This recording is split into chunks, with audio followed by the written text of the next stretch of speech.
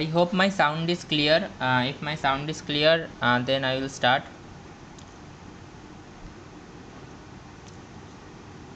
আশা করি sound clear আছে। ওকে, so supply বলতে আমরা কি বুঝি বেসিক্যালি? একটা ইকোনমিক্সে আমরা যখন সাপ্লাইয়ের রেসপেক্টে কথা বলছি তখন আমরা অ্যাকচুয়ালি কি বলতে চাইছি।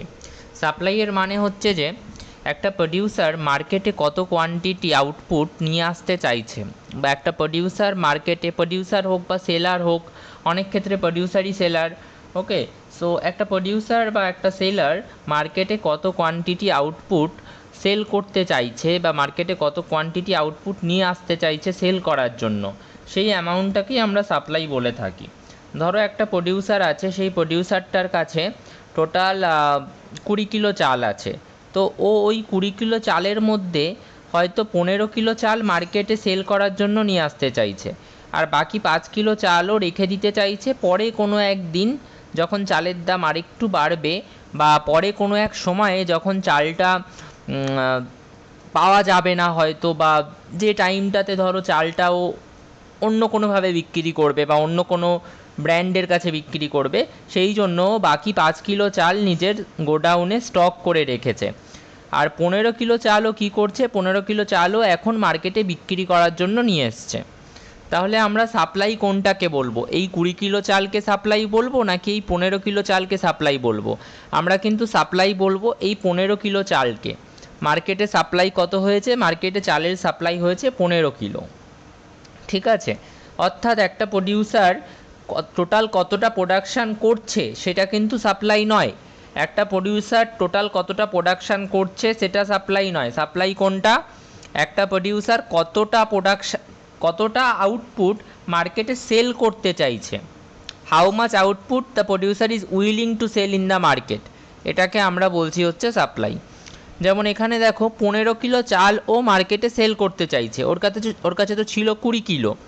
20 কিলোটাকে তো আমরা সাপ্লাই বলতে পারবো না, কারণ ও 20 কিলোই কিন্তু মার্কেটে সেল করতে চাইছে না, ও মার্কেটে সেল করতে চাইছে 15 কিলো। তাহলে আমরা সাপ্লাই কতটা বলবো? সাপ্লাই হচ্ছে 15 কিলো। ঠিক আছে, so this is the concept of supply. Now ধরো একটা প্রডিউসারের কাছে 300 বটল কোল্ড ড্রিঙ্কস আছে। তো কোল্ড ড্রিঙ্কসগুলোর এক্সপায়ারি ডেট অনেক দিন অবধি থাকে, প্রায় 6 মাস থাকে ধরলাম। তো এই পয়েন্টে দাঁড়িয়ে, আজকের দিনে দাঁড়িয়েও হয়তো মার্কেটে নিয়ে এসছে মাত্র 100 বোতল, আর বাকি 200 বটল কী হয়েছে? বাকি 200 বটল ওর গোডাউনে পড়ে আছে। তাহলে আমরা কি বলবো? কতটা সাপ্লাই করেছে ও? ও সাপ্লাই করেছে 100 কোয়ান্টিটি। 300 কোয়ান্টিটি কিন্তু ওর সাপ্লাই না, কারণ 300 কোয়ান্টিটিও মার্কেটে সেল করার জন্য বা বিক্রি করার জন্য নিয়ে আসেনি। ও মার্কেটে সেল করার জন্য বা বিক্রি করার জন্য নিয়ে এসছে কতটা? 100 কোয়ান্টিটি বা 100 ইউনিট কোল্ড ড্রিঙ্কস। সো আমরা সাপ্লাই কতটাকে বলছি? 100 কোয়ান্টিটি বা 100 ইউনিট কোল্ড ড্রিঙ্কসকে আমরা সাপ্লাই বলছি। তাহলে কথা হচ্ছে যে এই যে 20 ইউনিট যেটা ওর টোটাল প্রোডাকশান ছিল, বা এই যে 300 ইউনিট যেটা ওর টোটাল প্রোডাকশান ছিল, এইগুলোকে আমরা কি বলবো? এইগুলো হচ্ছে stock. This are called stock. Okay, আর স্টকের মধ্যে থেকে যতটা প্রডিউসার বা সেলার মার্কেটে সেল করার জন্য নিয়ে আসছে, দিস ইজ কল্ড সাপ্লাই। যেমন ওর টোটাল স্টক, আমাদের প্রথম যে প্রডিউসার ছিল তার টোটাল স্টক কত ছিল? 20 কিলো চাল, কিন্তু ওই 20 কিলো চালের মধ্যে 15 কিলো চালও মার্কেটে সেল করার জন্য নিয়ে এসছে। তোর সাপ্লাই কত? সাপ্লাই হচ্ছে মাত্র 15। বোঝা গেল স্টক আর সাপ্লাইয়ের মধ্যে কি ডিফারেন্স? টোটাল যে প্রোডাকশান, টোটাল যে আউটপুট অ্যাভেলেবেল থাকে একটা প্রডিউসারের কাছে, সেটাকে আমরা বলছি স্টক। আর ওই টোটাল স্টকের মধ্যে থেকে যতটা আউটপুটও মার্কেটে সেল করার জন্য নিয়ে আসতে চাইছে, সেই আউটপুটটাকে আমরা বলছি supply. So what is supply? Supply is basically the amount of a commodity or the quantity of a commodity which producers or sellers are willing to produce and offer for sale. সেলের জন্য offer করতে চাইবে যতটা output বা যতটা unit output, সেটাকেই আমরা supply বলছি। বলো, বোঝা গেল সাপ্লাই আর স্টকের মধ্যে কী ডিফারেন্স?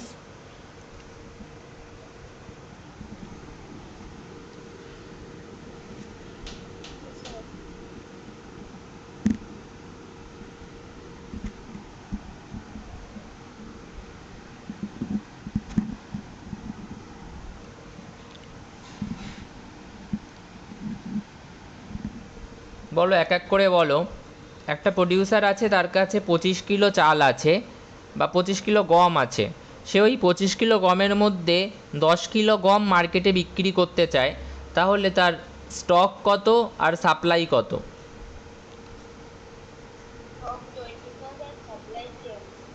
ওকে, আচ্ছা, বাকিরা বলো এবার। একটা প্রডিউসারের কাছে সাপোজ 15 কিলো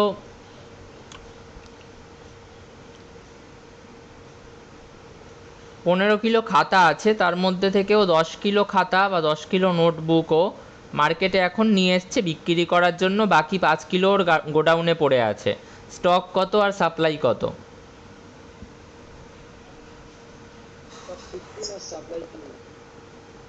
স্টক 15 আর সাপ্লাই 10। শ্রী, বোঝা যাচ্ছে তো?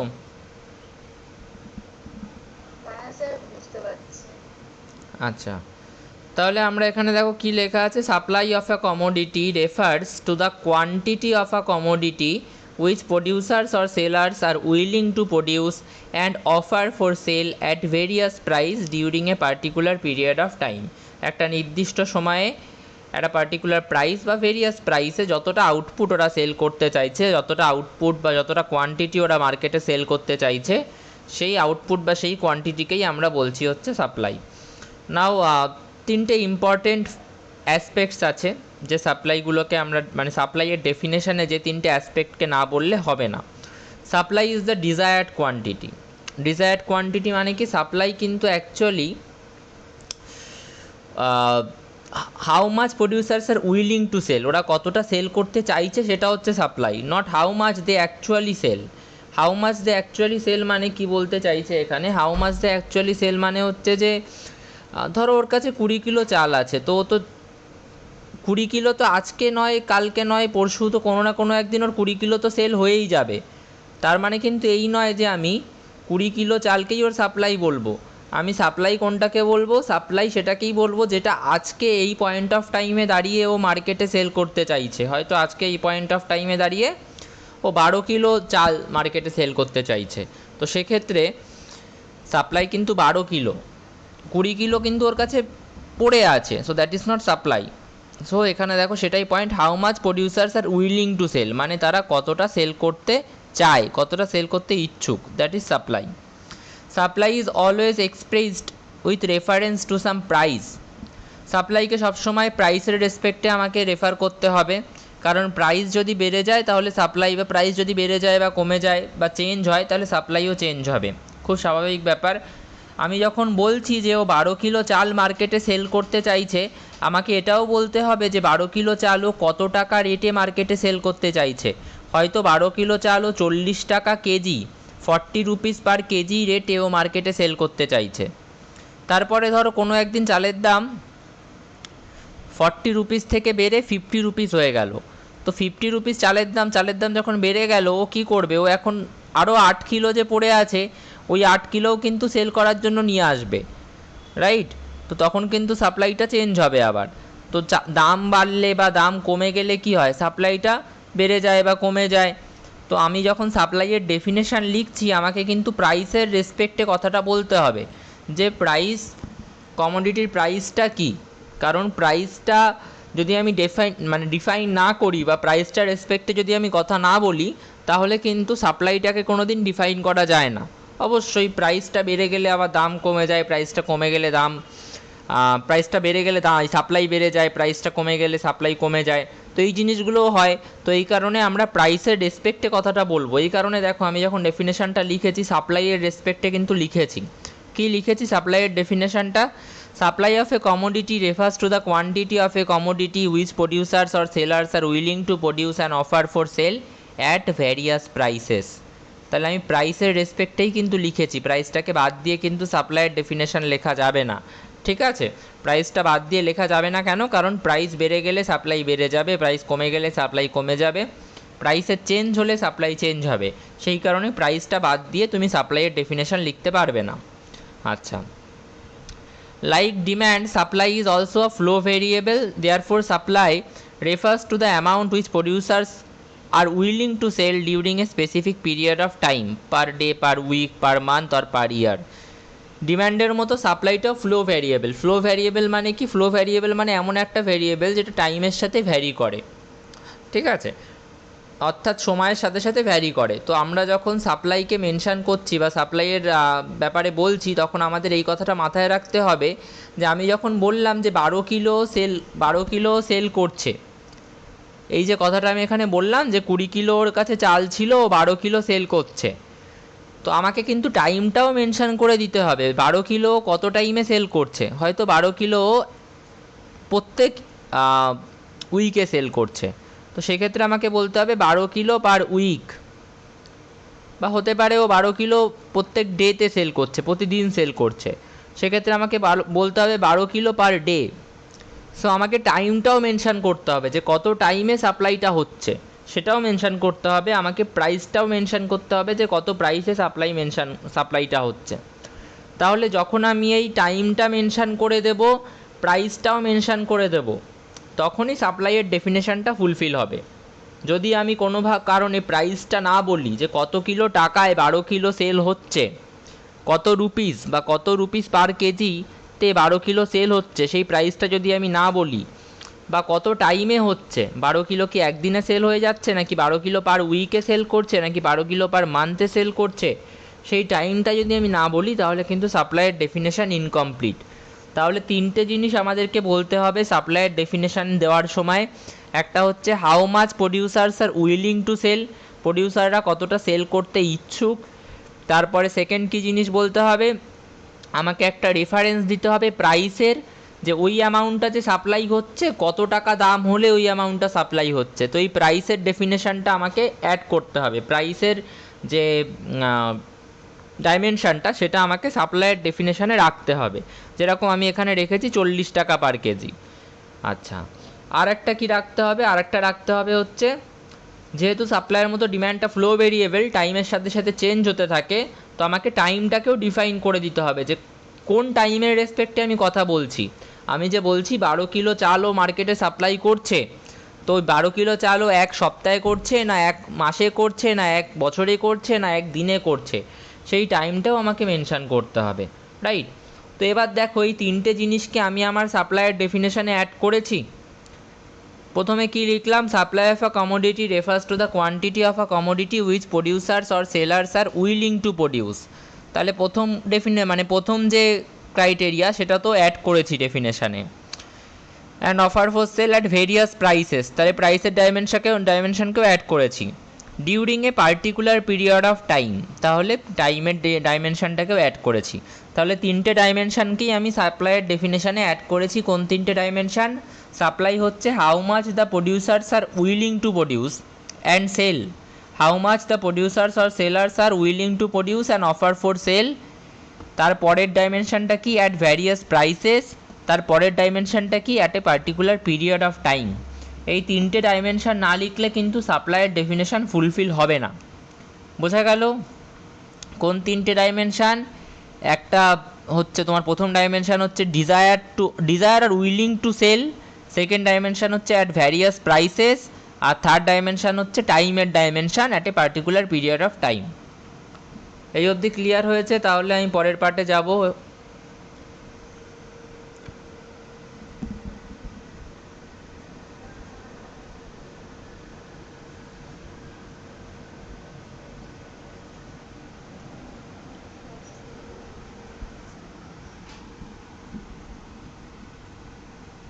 বলো সাপ্লাইয়ের ডেফিনেশনটা এক এক করে বলো সবাই।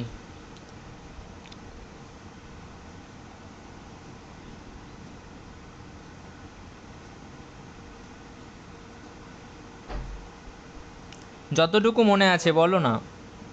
হুম। It refers to a commodity willing to sell and at a various price এবং ওই during time এটা ছিল ওরকম। ঠিক আছে, হয়েছে। মানে it refers to a quantity of a commodity that the producers are willing and offering to sell at various prices at a particular point of time or at a particular period of time. বাকিটা বলো, ডেফিনেশনটা বলো একবার তাড়াতাড়ি।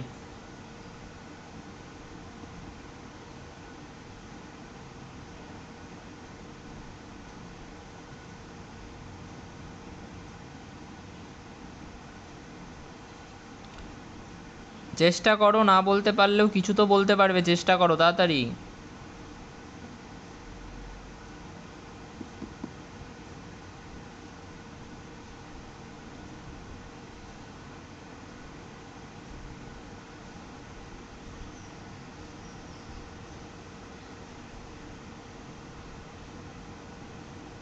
কি হলো?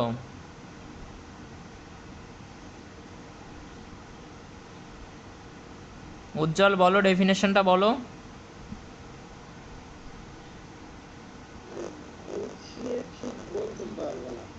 Sir ওটাই problem, এত তাড়াতাড়ি কি করে ওরকম ভাবে পড়বো?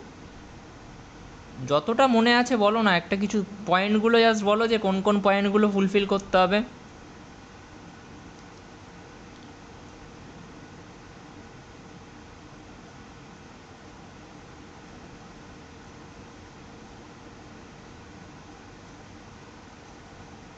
স্যার ওই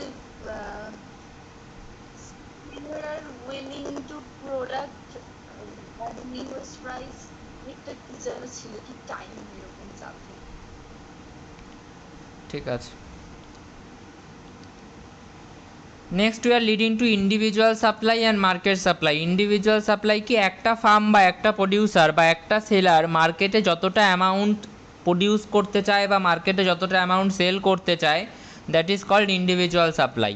মানে একটা প্রডিউসার বসে আছে, সেই প্রডিউসার বা সেই সেলার বা সেই ফার্ম মার্কেটে যতটা অ্যামাউন্ট সেল করছে, যতটা অ্যামাউন্ট সেল করতে চাইছে, that is called individual supply. ধরো একটা প্রডিউসার মার্কেটে 5 কিলো চাল সেল করতে চাইছে বা সেল করতে উইলিং, রাইট? সো এই 5 কিলোটা কি? এই 5 কিলোটা হচ্ছে ইন্ডিভিজুয়াল সাপ্লাই। আর আমরা যদি বলে থাকি যে মার্কেট সাপ্লাইটা, তাহলে কি? মার্কেট সাপ্লাইটা হচ্ছে যে একটা এরকম আরও অনেক প্রডিউসার আছে যাদের মধ্যে কেউ হয়তো 10 কিলো চাল মার্কেটে সেল করতে চাইছে, কেউ হয়তো 20 কিলো চাল মার্কেটে সেল করতে চাইছে, কেউ হয়তো 25 কিলো চাল মার্কেটে সেল করতে চাইছে, রাইট? এইরকম অনেক প্রডিউসারই রয়েছে। এদের সবার সাপ্লাইকে যদি আমরা মিলিয়ে দিই, সবার সাপ্লাইকে যদি যোগ করে অ্যাড করে দিই, তাহলে that is called market supply. এরকম আর একটা সাপ্লায়ারের এক্সাম্পল বা আর একটা প্রডিউসারের এক্সাম্পল আমি নিলাম, যে হয়তো 25 কিলো চাল মার্কেটে সেল করতে চাইছে। তাহলে এই দুজনের সাপ্লাই মিলে কত হচ্ছে? দুজনের সাপ্লাই মিলে হচ্ছে সাপোজ 30 কিলো। 25 + 5 30 কিলো। এরকম আরও অনেক সাপ্লায়ার থাকবে বা আরও অনেক প্রডিউসার আর সেলার থাকবে যারা মার্কেটে কিছু না কিছু অ্যামাউন্ট সেল করতে চাইছে, রাইট? তো এই প্রত্যেকটা প্রডিউসার বা প্রত্যেকটা সেলারের আউটপুটকে যদি আমরা অ্যাড করি, কতটা আউটপুট তারা মার্কেটে সেল করতে চাইছে বা সাপ্লাই করতে চাইছে, সেটাকে যদি আমরা অ্যাড করে দিই, তাহলে আমরা যে অ্যামাউন্টটা পাবো, that is called market supply বা টোটাল মার্কেট সাপ্লাই। ওকে।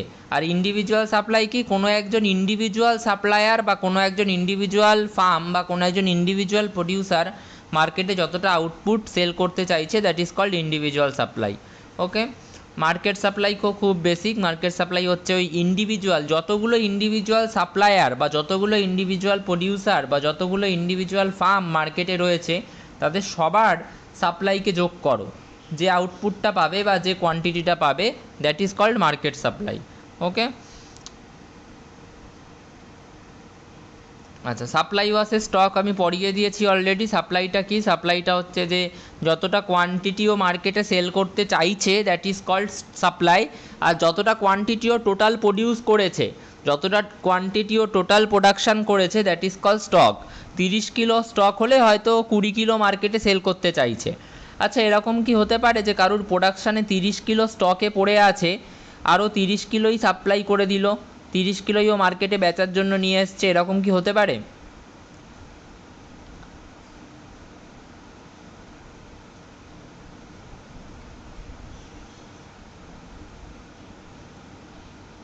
30 কেজি ওর স্টকে ছিল, 30 কেজি সাপ্লাই করার জন্য মার্কেটে নিয়ে এসছে, এরকম হতে পারে কি?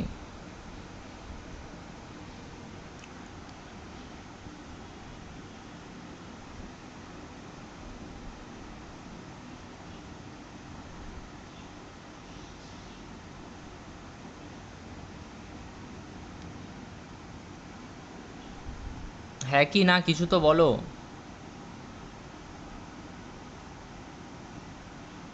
স্যার হতে পারে।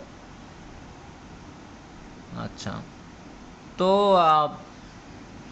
আমি কি বলতে পারি যে এই যে ওর স্টকটা, ওটা ওর পোটেনশিয়াল সাপ্লাই, মানে সব থেকে বেশি তো ও তো আর চাইলে এখন 31 কিলো সাপ্লাই করতে পারবে না। ওর কাছে স্টক আছে 30 কিলো, ও তো চাইলে 31 কিলো সাপ্লাই করতে পারবে না, সেটা তো পসিবল না। ও সব থেকে বেশি কতটা সাপ্লাই করতে পারে? সব থেকে বেশি ও যদি চায় ও 30 কিলো সাপ্লাই করতে পারবে, যদি চায় তো ও 30 কিলো সাপ্লাই করতে পারবে, রাইট? তো এই 30 কিলো অ্যামাউন্টটাকে আমি পোটেনশিয়াল সাপ্লাই বলতে পারি, হ্যাঁ কি না? মানে সম্ভাব্য সাপ্লাই, সব থেকে বেশি অ্যামাউন্ট অফ সাপ্লাই, বা ওর পোটেনশিয়াল অতটাই আছে। ওর পোটেনশিয়াল তো 30 কিলো থেকে বেশি নেই, ও কোনো দিনই চাইলেও 30 কিলোর থেকে বেশি সাপ্লাই করতে পারবে না, রাইট? তো ওর পোটেনশিয়াল যেহেতু 30 কিলোর বেশি নেই, 30 কিলোই ও ম্যাক্সিমাম সাপ্লাই করতে পারবে, তো এই 30 কিলো অ্যামাউন্টটাকে কি আমি পোটেনশিয়াল সাপ্লাই বলতে পারি?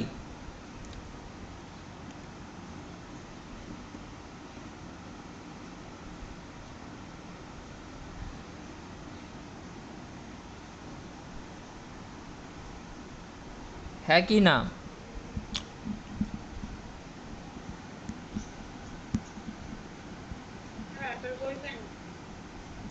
বললাম যে এই 30 কিলো অ্যামাউন্ট, যে 30 কিলো ও চাইলেও কি ওর পোটেনশিয়াল কতটা, ও যদি চায় যে আজকে আমার কাছে যা আছে আমি সব সাপ্লাই করে দেব, তাহলে ওর পোটেনশিয়াল কত কিলোর আছে, কত কিলো সাপ্লাই করার পোটেনশিয়াল ওর রয়েছে, কত কিলো সাপ্লাই করার ক্ষমতা ওর রয়েছে? 30 কিলো। 30 কিলো, তার বেশিও চাইলেও পারবে না,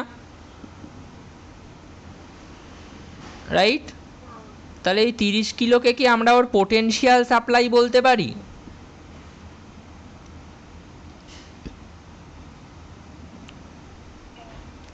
তাহলে এই 30 কিলোটাকেই তো আমরা স্টকও বলছিলাম, প্রথমে এই 30 কিলোকে আমরা কি বলেছি? স্টক। তাহলে যেটা স্টক সেটাকে আমরা হিসাব মতো কী বলতে পারি? Potential supply. পোটেনশিয়াল সাপ্লাই মানে হচ্ছে ওই অ্যামাউন্টটা ওর সাপ্লাই করার পোটেনশিয়াল আছে। কারুর স্টক 30 কিলো মানে হচ্ছে তার ম্যাক্সিমাম 30 কিলো সাপ্লাই করার পোটেনশিয়াল আছে। সো দ্যাটস ওয়াই স্টককে আমরা পোটেনশিয়াল সাপ্লাইও বলে থাকি, রাইট? কারুর স্টক ধরো 40 কিলো, তার মানে তার ম্যাক্সিমাম 40 কিলো সাপ্লাই করার পোটেনশিয়াল আছে, তাহলে ওটাকে আমরা কি বলে থাকি?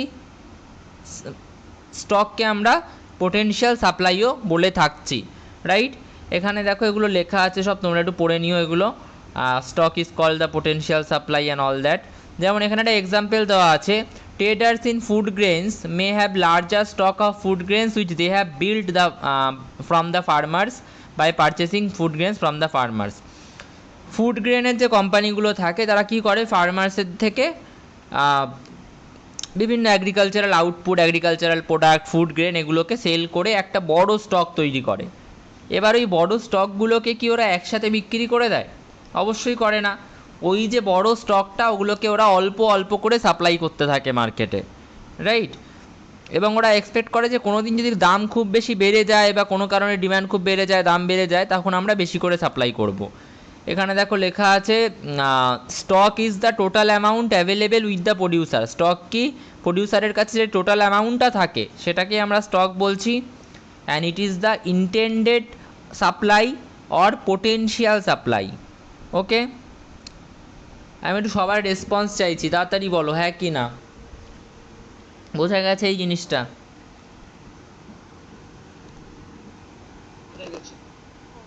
আচ্ছা। ডিটারমিনেন্টস অফ সাপ্লাই, সাপ্লাইকে কোন কোন জিনিস ডিটারমাইন করতে পারে? তোমরা প্রথমেই একটা দুটো ফ্যাক্টর বলার চেষ্টা করো তো, যেগুলো সাপ্লাইকে ডিটারমাইন করে বা যেগুলো সাপ্লাইকে এফেক্ট করে। এরকম ফ্যাক্টরস যেগুলো সাপ্লাইকে ডিটারমাইন করে বা সাপ্লাইকে এফেক্ট করে।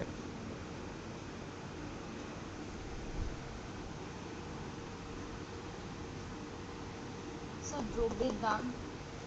অবশ্যই। দ্রব্যের দাম বাড়লে কি হবে? সাপ্লাই বাড়বে না কমবে?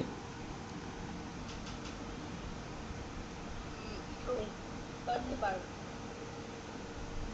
আচ্ছা, আর কোনো ফ্যাক্টর, আর কোনো ডিটারমিনেন্ট যেটা সাপ্লাইকে এফেক্ট করে? পছন্দ। কার পছন্দ?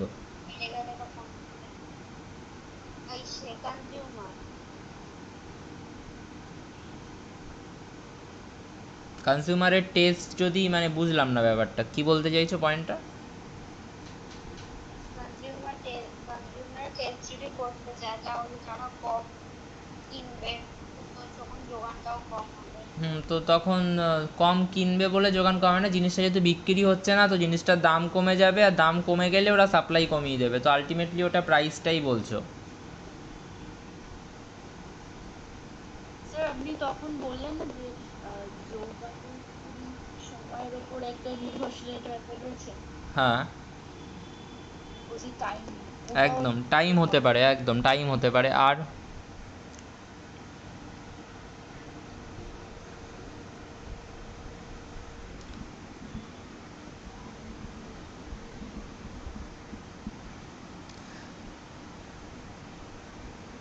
ধরো আমার কাছে একটা কম্পিউটার তৈরির একটা ফ্যাক্টরি আছে।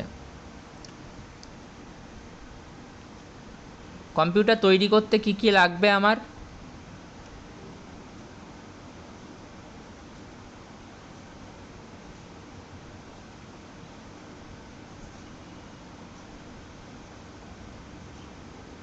প্রথম কথা, কম্পিউটার তৈরি করতে আমার র ম্যাটেরিয়াল লাগবে। র ম্যাটেরিয়াল ইন দ্য সেন্স যে যে পার্টগুলোকে ইন্টিগ্রেট করে বা যে যে পার্টগুলোকে জুড়ে আমি কম্পিউটারটা বানাবো। তারপরে আমার কি লাগবে? আমার লাগবে হচ্ছে টেকনোলজি লাগবে। টেকনোলজি না ছাড়া আমি কম্পিউটার বানাতে পারবো না, রাইট? তারপরে আমার কি লাগবে? টেকনোলজির মধ্যেই পড়ছে আর একটা পার্ট যেটাকে আমরা মেশিনস বলছি, সেই মেশিনস আমার কাছে লাগবে, না হলে কম্পিউটার বানানো যাবে না। এই যে জিনিসগুলোর কথা বললাম, র ম্যাটেরিয়াল, টেকনোলজি, মেশিন, এইগুলো থেকে কি হচ্ছে? এইগুলো থেকে একটা কম্পিউটার তৈরি হচ্ছে। কম্পিউটারটা কি? কম্পিউটারটা হচ্ছে একটা আউটপুট। আর এই র ম্যাটেরিয়াল, মেশিন, এইগুলো টেকনোলজি, এইগুলো থেকে যে আউটপুট তৈরি হচ্ছে, এই র ম্যাটেরিয়াল, টেকনোলজি, মেশিন এগুলো কি আউটপুট না ইনপুট?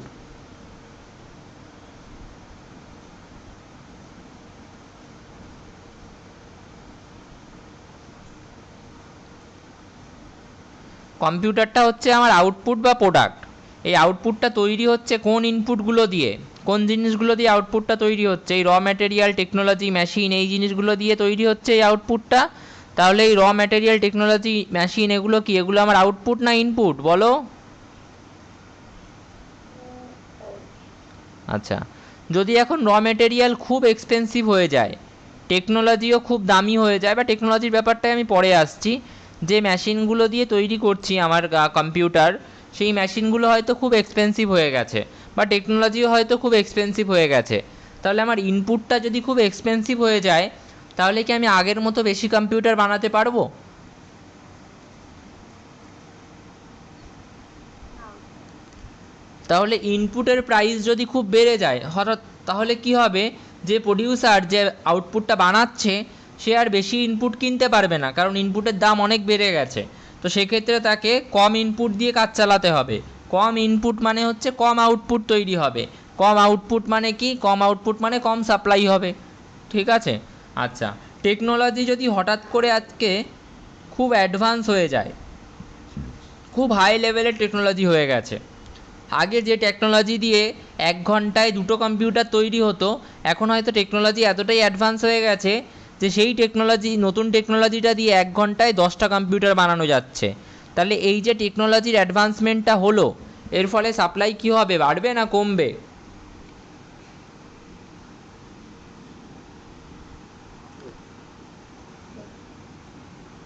বাড়বে, তাই তো?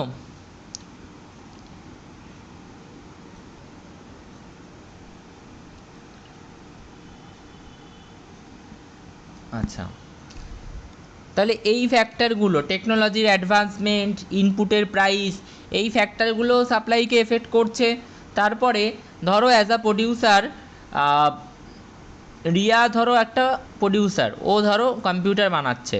তো ও কি করলো? ও ভাবছে যে, ও এক্সপেক্ট করছে যে আগামী 1 বছরের মধ্যে কম্পিউটারের ডিম্যান্ড খুব বেড়ে যাবে, কম্পিউটারের দাম খুব বেড়ে যাবে। আজকের দিনে কম্পিউটারের দাম হয়ে আছে সাপোজ 10,000 টাকা। রিয়া এক্সপেক্ট করছে যে 1 বছর পরে, ঠিক 1 বছর পরে কম্পিউটারের দাম হয়ে যাবে হচ্ছে 30,000 টাকা।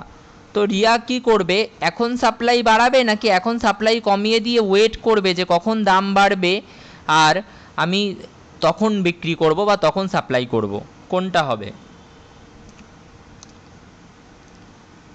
যখন দাম বাড়বে তখন সাপ্লাই করবো। তাহলে এখন সাপ্লাইটা কি হয়ে যাবে, কমিয়ে দেবো অটোমেটিকলি। তুমি কি করবে, এখন সাপ্লাইটা কমিয়ে দেবে যাতে তুমি তখন বেশি সাপ্লাই করতে পারো, তাই তুমি এখন সাপ্লাইটা কমিয়ে রাখবে। কারণ এখন দামটা কম আছে, তুমি এক্সপেক্ট করছো যে ফিউচারে দাম বাড়বে।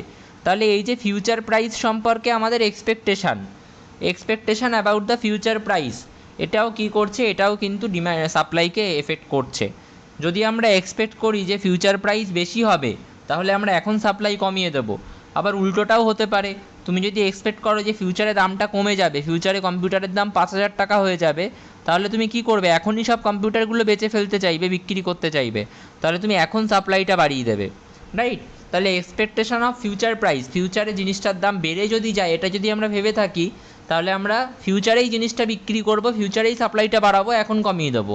যদি আমরা এটা এক্সপেক্ট করে থাকি যে ফিউচারে প্রোডাক্টটার প্রাইস কমে যাবে, তাহলে আমরা এখন সাপ্লাইটা বাড়িয়ে দেবো, আর যাতে আমাকে ফিউচারে বেশি বিক্রি করতে না হয়, ফিউচারে বেশি সাপ্লাই করতে না হয়। So this is the determinant of supply. আরও কিছু ফ্যাক্টর আছে এখানে, আমি বলে দিই। প্রথম ফ্যাক্টরটা তো বলেই দিয়েছে, city price of the commodity. Price বেড়ে গেলে অবশ্যই আমরা সাপ্লাইটা বাড়িয়ে দিই, প্রাইস কমিয়ে দিলে সাপ্লাইটা কমিয়ে দিই। ওকে, তারপরের যে ফ্যাক্টরটা, goals of the producer. Goals of the producer মানে কি, প্রডিউসারের অনেক গোল থাকে। প্রডিউসারের গোলগুলো কি থাকতে পারে, প্রফিটটাকে ম্যাক্সিমাইজ করা, এটা হচ্ছে প্রডিউসারের একটা গোল থাকতে পারে, যে আমার যে প্রফিট হচ্ছে সেই প্রফিটটাকে আমি ম্যাক্সিমাইজ করব, ম্যাক্সিমাম করে তুলবো। আমার যে লাভ আছে সেই লাভটাকে আমি ম্যাক্সিমাম পয়েন্ট অবধি নিয়ে যাব। তারপরে আর একটা গোল থাকতে পারে যেটা হচ্ছে রিস্ক মিনিমাইজেশান, যে বেশি বিক্রি করার চেষ্টা করব না, আমি আমার রিস্কটা মিনিমাইজ করব, মানে ততটা আউটপুটই সেল করব যাতে কোনো রিস্ক না থাকে, যাতে আমার লস না হয়, এরকম আউটপুট আমি সেল করব। আর একটা হচ্ছে সাপোজ সেলস ম্যাক্সিমাইজেশান বলে একটা ব্যাপার হয়, সেলস ম্যাক্সিমাইজেশান, যে আমার সেলটাকে আমি ম্যাক্সিমাইজ করব, যতটা প্রোডাক্ট বিক্রি করছি সেটাকে আমি ম্যাক্সিমাইজ করব, রাইট? যাতে মার্কেটটাকে আমি ক্যাপচার করতে থাকি, যেটা জিও করে, সেলসটাকে ম্যাক্সিমাইজ করে। সেলসটাকে ম্যাক্সিমাইজ করলে কি হয়, পুরো মার্কেটের উপরে আধিপত্য ওদেরই চলে আসে, রাইট? তো এই কনজিউমার বা যারা প্রোডাক্টটা কিনছে তারা আর অন্য কোনো কোম্পানির কাছে যেতে পারে না, ওদের কাছেই থাকে। এবার তোমরা ভালো করে একটু ভেবে বলো, কোন ক্ষেত্রে, সেলস ম্যাক্সিমাইজ নাকি রিস্ক মিনিমাইজ নাকি প্রফিট ম্যাক্সিমাইজ? হ্যালো স্যার, হ্যাঁ বলো। কথাটা খুব আটকে যায়। সবারই আটকে যাচ্ছে। স্যার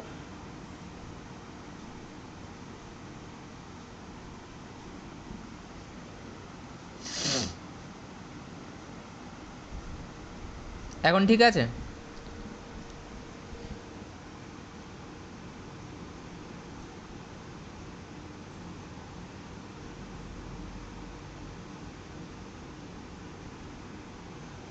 এখন ঠিক আছে সাউন্ড? কথা বলে একদম ঠিক আছে।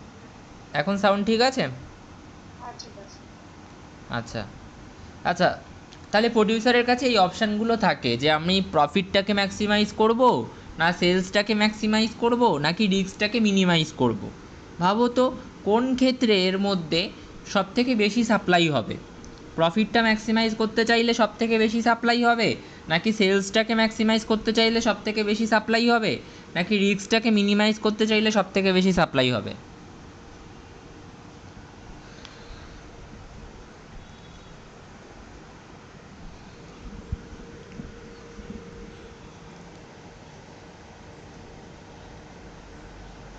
রেটটাকে মিনিমাইজ করলে রিস্কটাকে মিনিমাইজ করতে চাইলে তো বুঝে শুনে পা ফেলবে না, যে আমি বেশি সাপ্লাই করলে বেশি লস না হয়ে যায়, আমি যতটা সাপ্লাই করলে লস না হচ্ছে ততটাই সাপ্লাই করব, রাইট?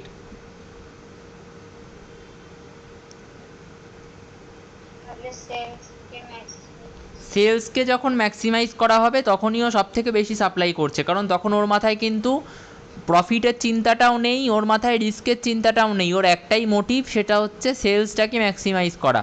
কি করে আমি আমার প্রোডাকশান বা সেলসটাকে, আমার আউটপুটের যে সেল, সেই সেলটাকে আমি ম্যাক্সিমাইজ করব। তো এই ক্ষেত্রে সাপ্লাইটা সব থেকে বেশি হবে। রিস্ক মিনিমাইজ, যখন আমি রিস্কটাকে মিনিমাইজ করতে চাইছি তখন আমার সাপ্লাইটা কম হবে, কেননা আমি চাইছি বেশি রিস্ক নেব না, মোটামুটি একটা প্রফিট হয়ে গেলেই বেরিয়ে যাব, আর সাপ্লাই করব না। আর প্রফিটটাকে যখন আমি ম্যাক্সিমাইজ করতে চাইছি তখনও সাপ্লাইটা হবে, কিন্তু সেলস ম্যাক্সিমাইজের মতো অতটা বেশি হবে না, কারণ প্রফিটটা যখন আমি ম্যাক্সিমাইজ করতে চাইছি তখন আমি প্রফিট যতক্ষণ অবধি না ম্যাক্সিমাইজ হচ্ছে আমি ততক্ষণ অবধি সাপ্লাই করব। একবার প্রফিট ম্যাক্সিমাইজ হয়ে গেলেই আমি সাপ্লাই বন্ধ করে দেবো।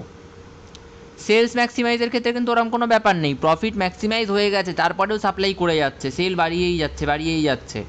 তো সব থেকে বেশি সাপ্লাই কোনটাতে হবে? সেলস ম্যাক্সিমাইজে হবে, তারপরে সব থেকে বেশি কোনটায় হবে? প্রফিট ম্যাক্সিমাইজে হবে, আর রিস্ক মিনিমাইজে সেল সব থেকে কম হবে।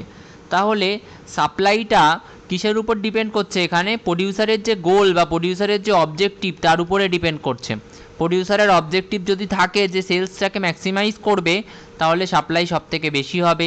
প্রডিউসারের অবজেক্টিভ যদি থাকে যে প্রফিটটাকে ম্যাক্সিমাইজ করবে তাহলেও সাপ্লাই মোটামুটি বেশি হবে, কিন্তু সেলস ম্যাক্সিমাইজের থেকে কম হবে। আর প্রডিউসারের যদি গোল থাকে যে আমি রিস্কটাকে মিনিমাইজ করব তাহলে সাপ্লাইটা অনেকটাই কম হবে।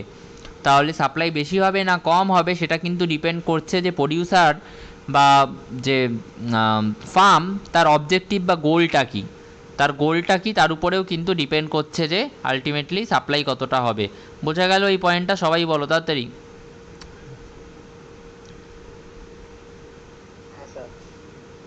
ইনপুট প্রাইসের পয়েন্টটা আমি বলে দিয়েছি। ইনপুট প্রাইস বলতে হচ্ছে যে ওই র ম্যাটেরিয়ালের প্রাইস, যে কস্টিং, এগুলো যদি বেশি হয়ে যায় তখন কি আলটিমেটলি প্রফিট বেশি করতে পারবে না, রাইট? ফার্ম বেশি প্রফিট করতে পারছে না, প্রডিউসার বেশি প্রফিট করতে পারছে না, তো ও কিন্তু আস্তে আস্তে ওর সাপ্লাইটাকে কমিয়ে দেবে।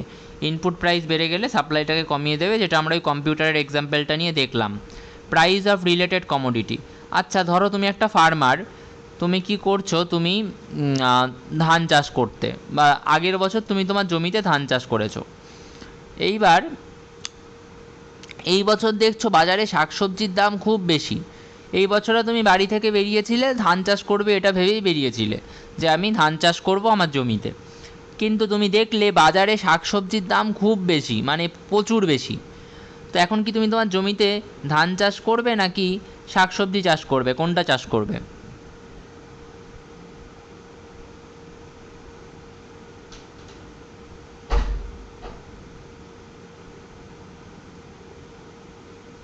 একবার বলতে ঠিকভাবে শোনা গেল না। বলছি যে আচ্ছা এই এক্সাম্পলটা বাদ দাও, আর একটা এক্সাম্পল দিচ্ছি, ধরো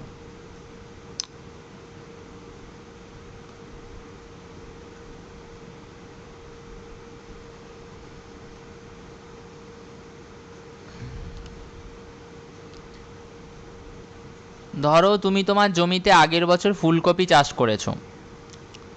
এই বছর তুমি ফুলকপি চাষ করবে বলেই তোমার বাড়ি থেকে বেরিয়েছিলে, কিন্তু বাড়ি থেকে বেরিয়ে তুমি দেখতে পেলে যে এই বছর বাঁধাকপির দাম খুব বেশি, বাঁধাকপির প্রাইস খুব বেড়ে গেছে, প্রচুর বেড়ে গেছে। তো তুমি এখন কি করবে? ফুলকপিটাকেই সেল করবে নাকি বাঁধাকপিটাকে, মানে ফুলকপিকেই প্রোডাকশান করবে? বাঁধাকপি বাঁধাকপিটাকে তুমি তাহলে চাষ করবে, বাঁধাকপিটাকে চাষ করে বাঁধাকপিটাকে সেল করার চেষ্টা করবে, কারণ ওটার দাম বেড়ে গেছে। তাহলে তুমি ফুলকপির সাপ্লাইটা তো হিসাব মতো কমিয়ে দিলে, কমিয়ে দিলে বলতে কি জিরোই করে দিলে, আর প্রোডাকশানই করলে না, রাইট?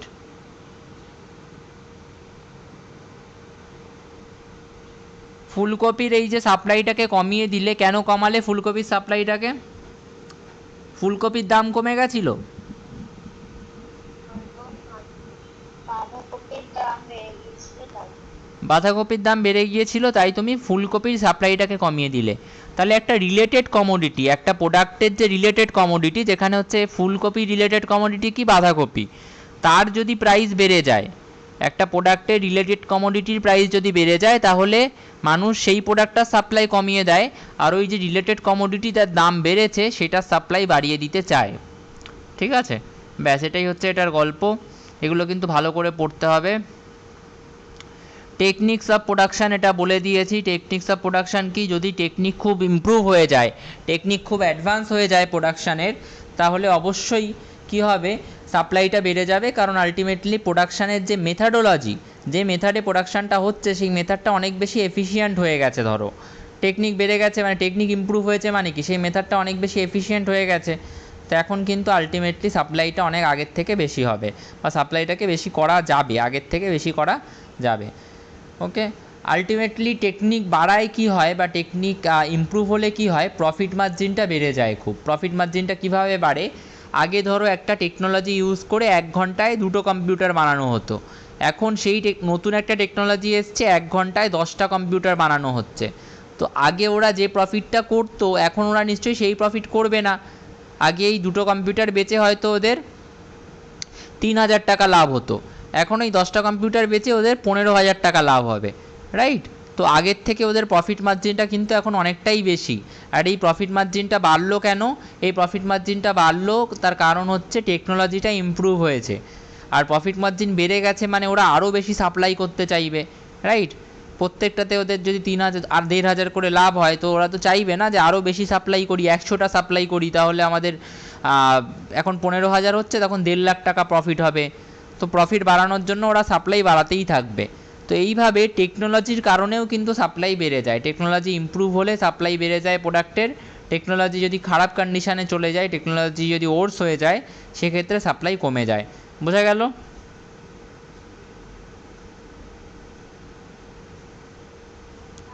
আচ্ছা।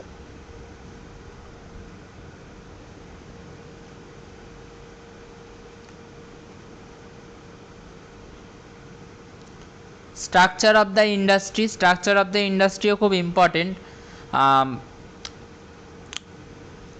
যদি কোনো ইন্ডাস্ট্রিতে একটাই ফার্ম থাকে বা 5টা ফার্ম থাকে, বা ধরলাম এরকমই একটা সিচুয়েশান যেখানে খুব বেশি ফার্ম নেই ইন্ডাস্ট্রিতে, তো তারা যদি চায় যে বেশি গুড প্রডিউস করব না, অল্প গুড প্রডিউস করব, বা যে কটা গুড প্রডিউস করেছি, যে কটা গুড সাপ্লাই করেছি, তার আমরা হাই প্রাইস চার্জ করব, কারোর কিছু বলার থাকবে তাতে? কেউ কি এখন বলবে যে আমি এই প্রডিউস বা এই কোম্পানির প্রোডাক্ট আমি কিনবো না, আমি অন্য কোম্পানির প্রোডাক্ট কিনবো? মার্কেটে তো আর অন্য কোনো কোম্পানি নেই, তুমি কার প্রোডাক্ট কিনবে? কিনতে হলে ওরই কিনতে হবে, আর ও এখন দাম বাড়িয়ে দিতে চাইছে। তো আলটিমেটলি এই ক্ষমতাটা কি কোনো ফার্মের কাছে থাকতে পারে, যে আমি মার্কেটে একাই রয়েছি, বা একা না থাকলেও 4-5টা কোম্পানিই রয়েছে, আর আমি তার মধ্যে সবথেকে বেশি প্রেফার্ড, অ্যান্ড আমি যা দাম বলবো মানুষকে দিতে হবে? এই সিচুয়েশানটা কি হতে পারে মার্কেটে? হ্যাঁ, হতে পারে। এই সিচুয়েশানের কোনো এক্সাম্পল বুঝতে পারছো কি? একটা এক্সাম্পল দাও তো এরকম একটা সিচুয়েশানের, যেখানে একটা বা দুটো বা এরকম অল্প সংখ্যক ফার্ম আছে যারা একমাত্র ওই প্রোডাক্টটাই সেল করে, আর অন্য কোনো কোম্পানির বা অন্য কোনো প্রডিউসার নেই যারা ওই প্রোডাক্টটা সেল করে, তো মানুষকে ওদের কাছ থেকেই নিতে হচ্ছে। খুব কমন একটা এক্সাম্পল হচ্ছে সিম প্রোভাইডার কোম্পানিগুলো, টেলিকম কোম্পানি যেগুলো আছে, জিও, বিএসএনএল, তারপরে এয়ারটেল, ভিআই, এদের রিচার্জ প্ল্যানগুলো যদি এরা এখন হঠাৎ করে বলে যে আমাদের মাসে 1,000 টাকা রিচার্জ প্ল্যান করে দিচ্ছি আমরা, নিতে হলে নিন, না নিতে হলে না নিন, কারোর কিছু বলার নেই। কারণ এই কটা কোম্পানির বাইরে তো আর কোনো কোম্পানি নেই না যারা এই প্রোডাক্টটা সেল করবে। বোঝা গেল? তাহলে একটা ইন্ডাস্ট্রি স্ট্রাকচারটা কি, সেটাও কিন্তু ডিপেন্ড করছে সাপ্লাইটা কীরকম হবে তার উপর, মানে সাপ্লাইটা কীভাবে হচ্ছে সেটা কিন্তু ইন্ডাস্ট্রি স্ট্রাকচারটার উপরেও ডিপেন্ড করছে, যে ইন্ডাস্ট্রিতে কি অল্প সংখ্যক ফার্ম আছে না অনেক ফার্ম আছে। সিমিলারলি ধরো একটা এক্সাম্পল, যেটা মাছ বাজারে গেছো, 100 জন মাছ বিক্রেতা বসে আছে, একজন বললো যে আমি 1,000 টাকা কিলোয় আজকে আমার মাছ বিক্রি করব, আর বাকি 99 জন বসে আছে তোমাকে 200 টাকা কিলো মাছ দেওয়ার জন্য। তো ওই যে একজন বলেছে 1,000 টাকা কিলোয় মাছ বিক্রি করবে, সে কি মার্কেটে টিকতে পারবে?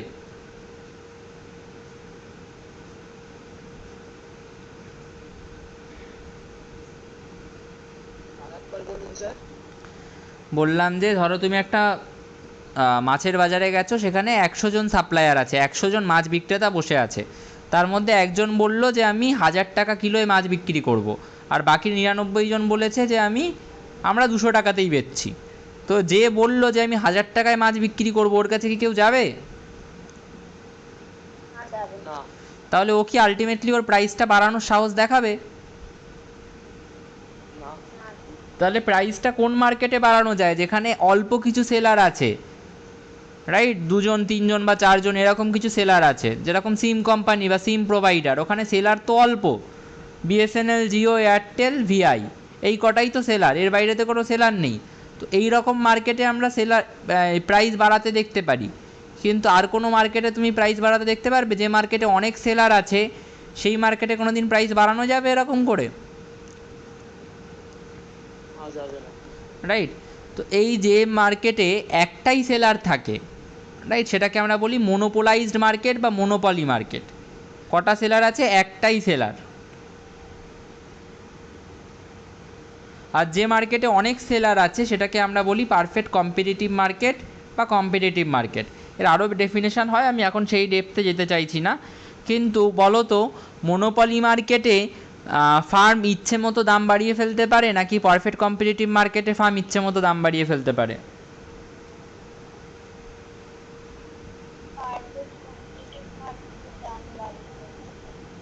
পারফেক্ট কম্পিটিটিভ মার্কেটে দাম বাড়িয়ে ফেলতে পারে।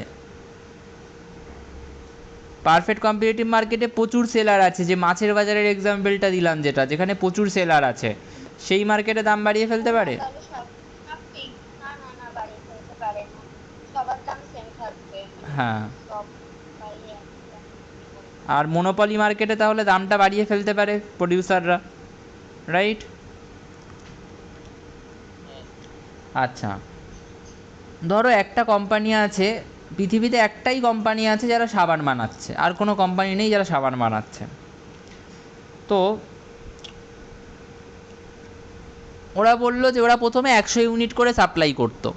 আচ্ছা, প্রথম কথা এই এক্সাম্পলটাকে বলার আগে বলি, যখন দেখছো যে একটাই কোম্পানি আছে পুরো মার্কেটে বা পুরো পৃথিবীতে, একটাই কোম্পানি আছে যারা সাবান বানাচ্ছে, তাহলে এইটাকে আমরা কি মার্কেট বলবো? মোনোপলি মার্কেট না পারফেক্ট কম্পিটিটিভ মার্কেট?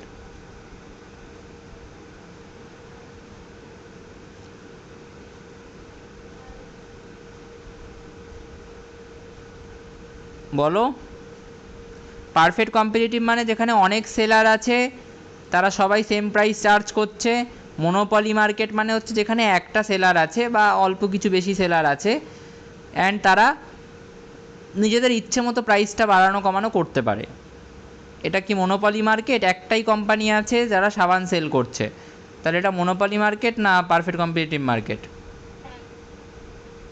হ্যাঁ, কি মার্কেট? মোনোপলি। আচ্ছা, ওরা প্রথমে 100 ইউনিট করে সাবান সেল করতো, 10 টাকা করে দাম ছিল প্রত্যেকটা সাবানের।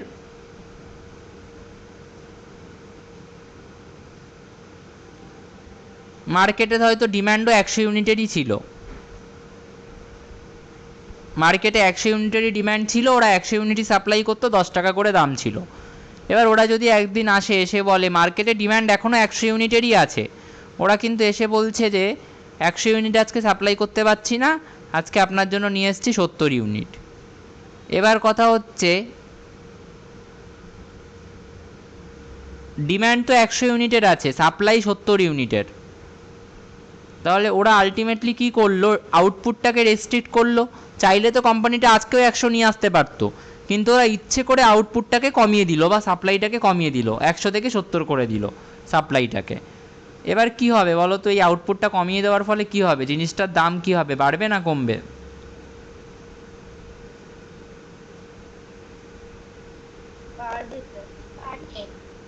বাড়বে, রাইট? কেন বাড়লো জিনিসটার দাম, সেটা একটু এক্সপ্লেন করো দেখি আমাকে।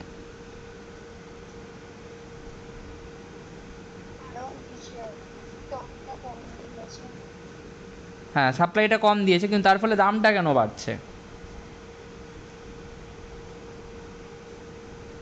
কারণ যেখানে 100 আনার দরকার ছিল সেখানে 70 আর 30 জন করতে পারছে, তো তাই জন্যই দামটা বেড়ে গেছে। আচ্ছা, প্রথম কথা হচ্ছে যেটা আগে বলার কথা, সেটা হচ্ছে ধরো প্রথমে 120 ইউনিট ছিল সাবান, তো 120 ইউনিটের মধ্যে 100 ইউনিটই বিক্রি হতো 10 টাকা করে। তো এখন 100, ওরা 120 থেকে প্রথমে 120 থেকে 100 করলো, 100 থেকে 70 করলো। এবার যখন ওরা 70 ইউনিট করলো তখন আলটিমেটলি কিন্তু প্রোডাক্টের ডিম্যান্ডটা অনেক বেশি, সাপ্লাইটা কিন্তু অনেকটা কম। আর যখন ডিম্যান্ড বেশি সাপ্লাই কম তখন ওরা কিন্তু দামটা বাড়িয়ে দিলেও 70 জন ঠিক নিয়ে নেবে। দাম যদি এখন 15 টাকাও করে দেয় 70 জন ঠিক ওদের প্রোডাক্ট নিয়ে নেবে, কারণ এখন তো 100 জন আর ওদের প্রোডাক্টটা নিতে চাইছে 100 জন, কিন্তু নিতে পারবে মাত্র 70 জন। 70 জন ঠিক বলবে যে হ্যাঁ আমাদের দরকার, 15 টাকা হলেও আমরা নেব, রাইট? সো এইভাবে যখন মনোপলি থাকে তখন কিন্তু একটা ফার্ম চাইলে নিজের আউটপুট বা সাপ্লাইটাকে রেস্ট্রিক্ট করতে পারে, অ্যান্ড রেস্ট্রিক্ট করে কিন্তু প্রাইসটাকে বাড়িয়ে দিতে পারে। বোঝা গেল?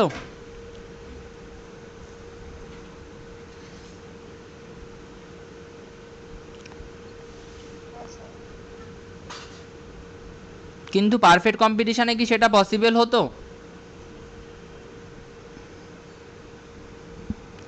পারফেক্ট কম্পিটিশানে কি আউটপুটটাকে রেস্ট্রিক্ট করে প্রাইস বাড়িয়ে দেওয়া পসিবল?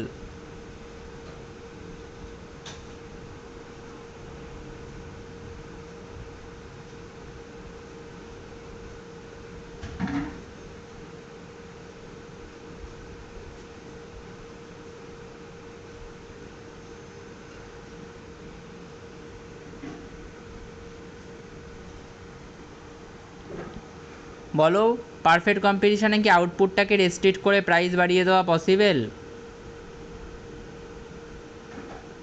অনেক অনেকগুলো ফার্ম আছে, অনেকগুলো প্রডিউসার আছে, সবাই আউটপুট নিয়ে বসে আছে বিক্রি করার জন্য, সেখানে কি আউটপুটটাকে রেস্ট্রিক্ট করা পসিবল? আউটপুটটাকে কমিয়ে দেওয়া, সাপ্লাইটাকে কমিয়ে দাম বাড়ানো পসিবল?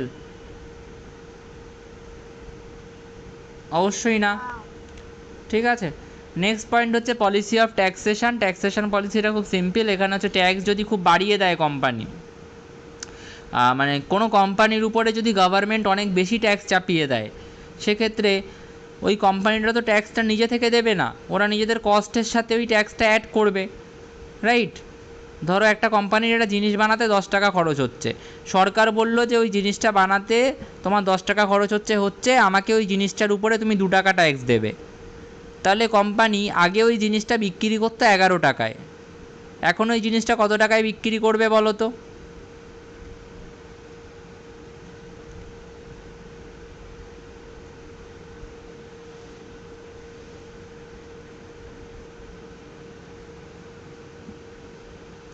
আগে কোম্পানি 10 টাকায় বানিয়ে 11 টাকায় বিক্রি করতো, এখন সরকার বলেছে 2 টাকা ট্যাক্স দিতে হবে, তাহলে কোম্পানি জিনিসটা কত টাকায় বিক্রি করবে? বানাতে এখনও 10 টাকাই লাগছে, 12 টাকায় বিক্রি করলে কোম্পানির কোনো লাভ হবে? বানাতে 10 টাকা লেগেছে, গভর্নমেন্টকে 2 টাকা দিতে হয়েছে ট্যাক্স হিসেবে, তাহলে 12 টাকায় বিক্রি করলে কোম্পানির কোনো প্রফিট হবে?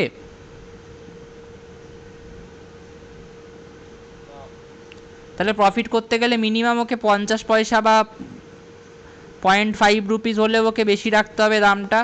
তাহলে ধরো 5 পয়সা, এই 50 পয়সাও 0.5 রুপিসও দাম বাড়িয়েছে, মানে 12.5 টাকায়ও সেল করছে ওটাকে। তাহলে আগে ওর প্রফিট 1 টাকা হতো, এখন ওর প্রফিট কত হচ্ছে?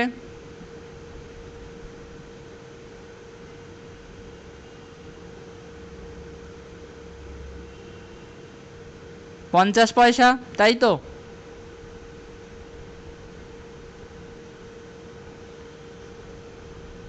একটু রেসপন্ড করো, না বুঝতে পারলে বলো যে এই জায়গাটা কি হচ্ছে বুঝতে পারছি না।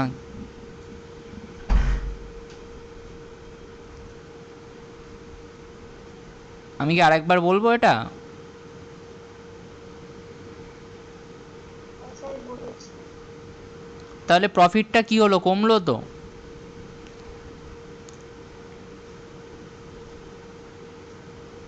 হ্যাঁ স্যার।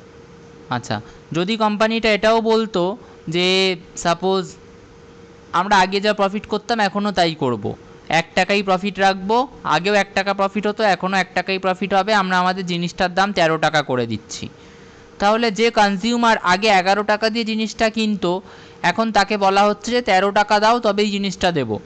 তো অনেক কনজিউমার ওর থেকে জিনিসটা নেবে না, হ্যাঁ কি না? অনেক কনজিউমার জিনিসটা নেবে না তো?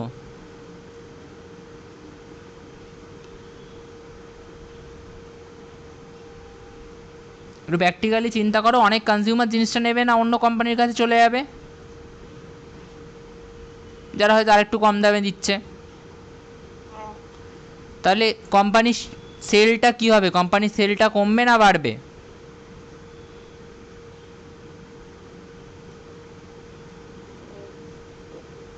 কমবে। তাহলে সেল কমলে কি হবে? প্রফিটটাও কমবে,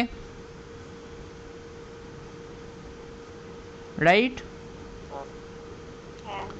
তো এইভাবে ট্যাক্সেশনের পলিসি, সাবসিডির পলিসি, এইগুলোও কিন্তু আলটিমেটলি সাপ্লাইকে এফেক্ট করতে পারে। সরকার যদি ট্যাক্স বাড়িয়ে দেয় তাহলে আলটিমেটলি কোম্পানিগুলো বা ফার্মগুলোর বা প্রডিউসারগুলোর প্রফিট কমে যায়, আর প্রফিট কমে গেলে ওদেরকে সাপ্লাই কমাতে বাধ্য হতে হয়। আর কোম্পানি যদি ট্যাক্স কমিয়ে দেয় তাহলে ওরা বেশি প্রফিটে মাল বেচতে পারে, তো সাপ্লাইটা ওরা বাড়াতে পারে, মানে সাপ্লাই বাড়িয়ে দিতে হয় ultimately. Expectations about future price বলে দিয়েছি। ফিউচারে যদি আমরা এক্সপেক্ট করি যে দাম বাড়বে, তাহলে এখন আমরা স্টকটাকে জমা রেখে দেবো যাতে ফিউচারে বেশি দামে ওটাকে বিক্রি করতে পারি। আর ন্যাচারাল ফ্যাক্টরসও থাকে যেগুলো সাপ্লাইকে এফেক্ট করে। ধরো হঠাৎ কোনো বছরে খরা হয়ে গেল বা বন্যা হয়ে গেল, সেই বছরগুলোতে কি হয়ে গেল, সেই বছরগুলোতে কিন্তু সাপ্লাই অনেকটাই কমে যাবে, রাইট? আগের বছরগুলোর মতো কিন্তু সাপ্লাই সেগুলোতে আসবে না, অনেকটাই কম হবে। এই ন্যাচারাল ফ্যাক্টরগুলো বিশেষ করে খুব ইম্পর্টেন্ট যদি আমরা অ্যাগ্রিকালচারাল আউটপুট বা অ্যাগ্রিকালচারাল প্রোডাক্টগুলোর দিক থেকে দেখি, তাহলে অ্যাগ্রিকালচারাল প্রোডাক্টগুলোর সাপ্লাই কিন্তু এই ন্যাচারাল আউটপুটের উপরেই ডিপেন্ড করে, এই ন্যাচারাল ফ্যাক্টরগুলোর উপরেই ডিপেন্ড করে। মানে ন্যাচারাল ক্লাইমেট, ওয়েদার, এটা যদি ফেভারেবল না হয়, ঠিকঠাক না হয়, তাহলে কিন্তু সাপ্লাই অনেকটাই কমে যায়। তারপরে অ্যাগ্রিমেন্ট অ্যামাং প্রডিউসার্স, ওটাই আমি আসছি একটু পরে, আগে আমি লাস্ট পয়েন্টটা বলে দিই। ট্রান্সপোর্ট যদি খুব ইমপ্রুভড হয়ে যায়, কমিউনিকেশন সিস্টেম যদি খুব ইমপ্রুভড হয়ে যায়, তাহলে কোম্পানি কি দেখছে, ফার্ম কি দেখছে, যেটাই প্রোডাকশান করছে সেটাই আলটিমেটলি খুব তাড়াতাড়ি মার্কেটে পৌঁছে যাচ্ছে, শহরের এলাকায় পৌঁছে যাচ্ছে, গিয়ে সেখানে সেল হয়ে যাচ্ছে। তো কোম্পানি কি চাইবে? সাপ্লাইটা বাড়াতে চাইবে না কমাতে চাইবে? ওরা দেখছে যাই বানাচ্ছে আলটিমেটলি খুব তাড়াতাড়ি গাড়িতে করে, কমিউনিকেশানে, রোড হয়ে, রেল হয়ে আলটিমেটলি শহরে পৌঁছে যাচ্ছে আর প্রোডাক্টটা সেল হয়ে যাচ্ছে। তো কোম্পানি কি সাপ্লাই বাড়িয়ে দিতে চাইবে না কমিয়ে দিতে চাইবে?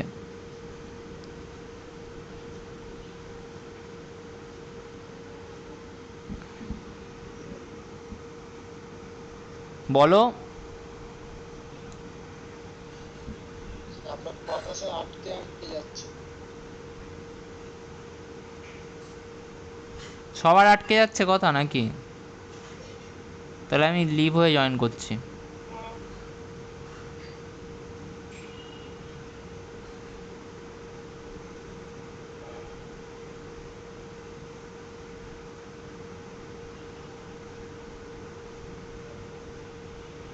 এবার ঠিক আছে?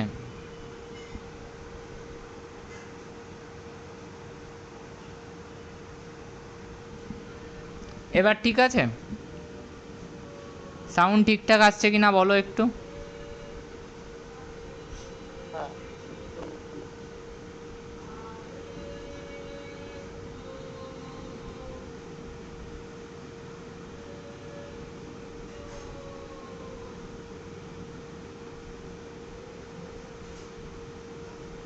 সাউন্ড ঠিক আছে এবার?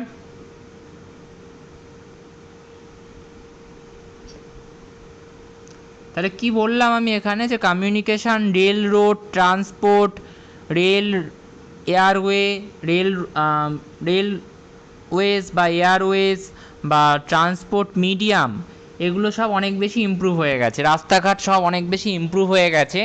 তো একটা কোম্পানি গ্রামে বসে যা বানাচ্ছে সেই প্রোডাক্টগুলো খুব তাড়াতাড়ি শহরে পৌঁছে যাচ্ছে আর আলটিমেটলি সেল হয়ে যাচ্ছে, খুব তাড়াতাড়ি শহরে যাচ্ছে, সেল হয়ে যাচ্ছে, শহরে যাচ্ছে, সেল হয়ে যাচ্ছে। তো ওই কোম্পানি কি সাপ্লাই বাড়াতে চাইবে না কমাতে চাইবে?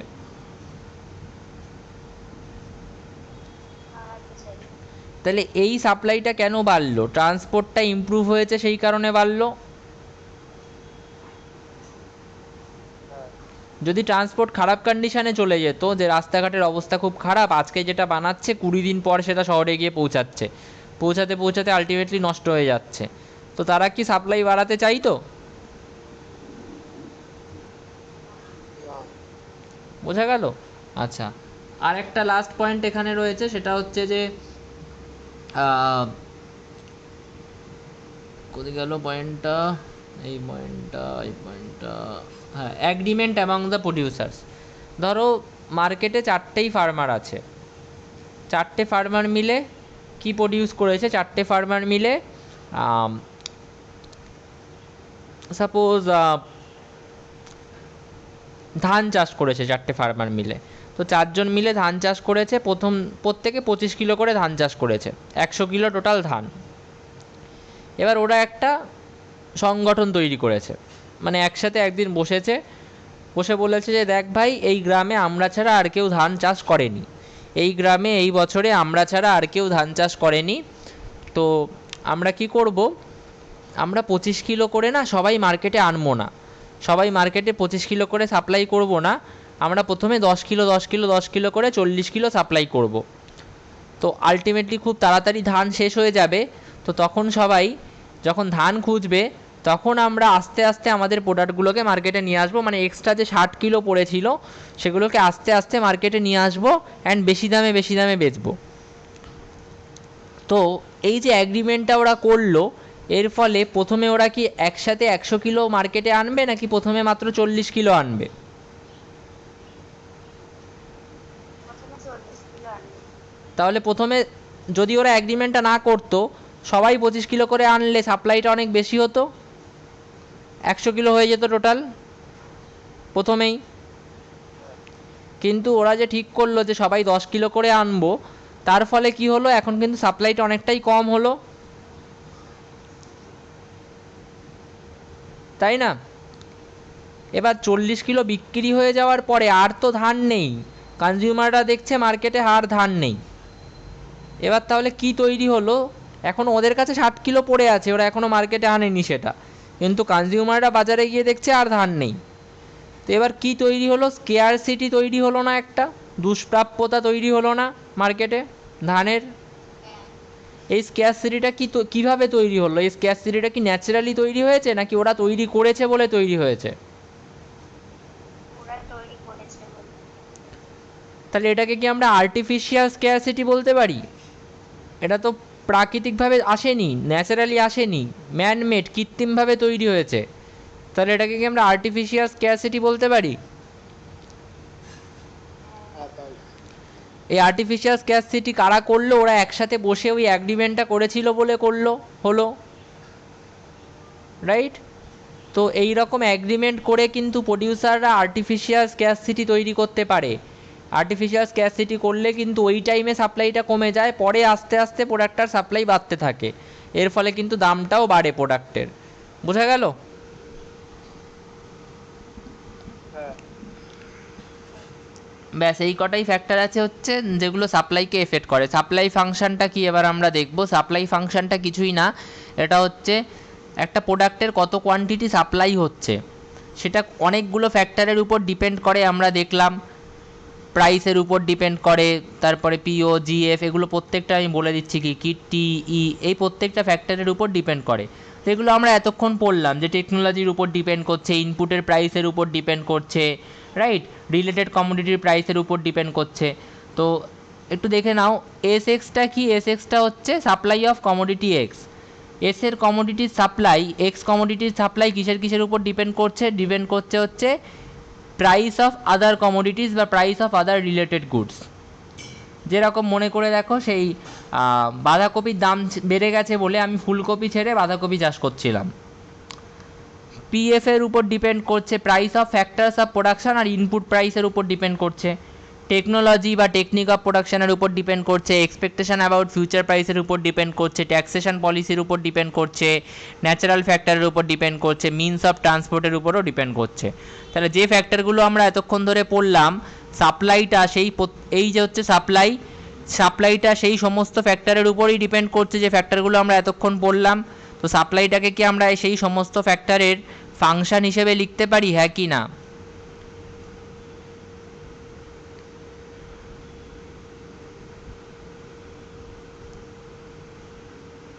না বোঝা গেলে আরেকবার বলবো, আমাকে একটুখানি বলো যে বোঝা যায়নি বা গেছে, কিছু বলো।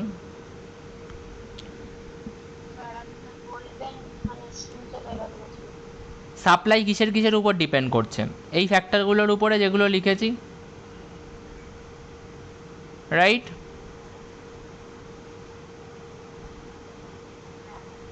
তাহলে সাপ্লাইকে কি আমি ফাংশন অফ এই ফ্যাক্টরগুলো লিখতে পারি? Function of all of this factors, PX, PO, GF, PF, TE, GT, N, MT, এই সমস্ত ফ্যাক্টরের ফাংশন হিসেবে লিখতে পারি সাপ্লাইকে?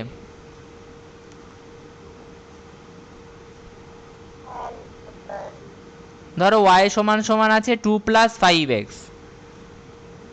তো ওয়াই কিসের উপর ডিপেন্ড করছে? ওয়াই এর ভ্যালু কিসের উপর ডিপেন্ড করছে বলো তো? 2 এর উপরে, 5 এর উপরে, নাকি x এর উপরে? উজ্জ্বল বলো, ওয়াই এর ভ্যালু কিসের উপর ডিপেন্ড করছে? তাহলে ওয়াই কে কি লেখা যায়? Function of X, Y equals to কি এটা লেখা যেতে পারে ফাংশন অফ এক্স?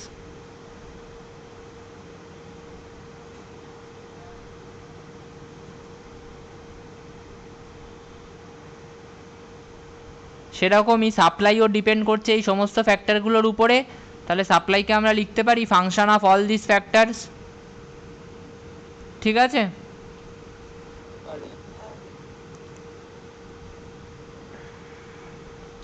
শ্রী, বোঝা গেছে এই অবধি?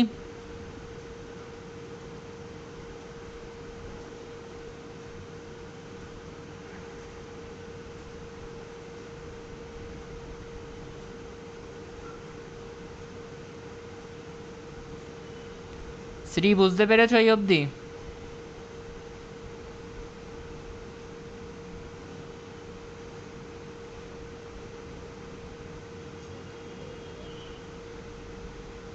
আচ্ছা, ল অফ সাপ্লাইটা কি বলছে? ল অফ সাপ্লাই বলছে যে প্রাইস যদি বেড়ে যায় তাহলে সাপ্লাইটাও বেড়ে যাবে, প্রাইস যদি কমে যায় সাপ্লাইটাও কমে যাবে।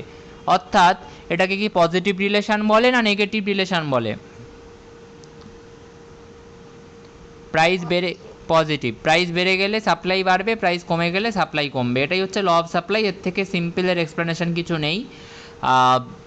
এবং ল অফ সাপ্লাইটা এক্সপ্লেন করার সময় এটা মাথায় রাখবে যে অন্য সমস্ত ফ্যাক্টর যেগুলো সাপ্লাইকে এফেক্ট করছে, আমরা তো এখানে দেখলাম আরও অনেকগুলো ফ্যাক্টর ছিল যেগুলো সাপ্লাইকে এফেক্ট করছিল।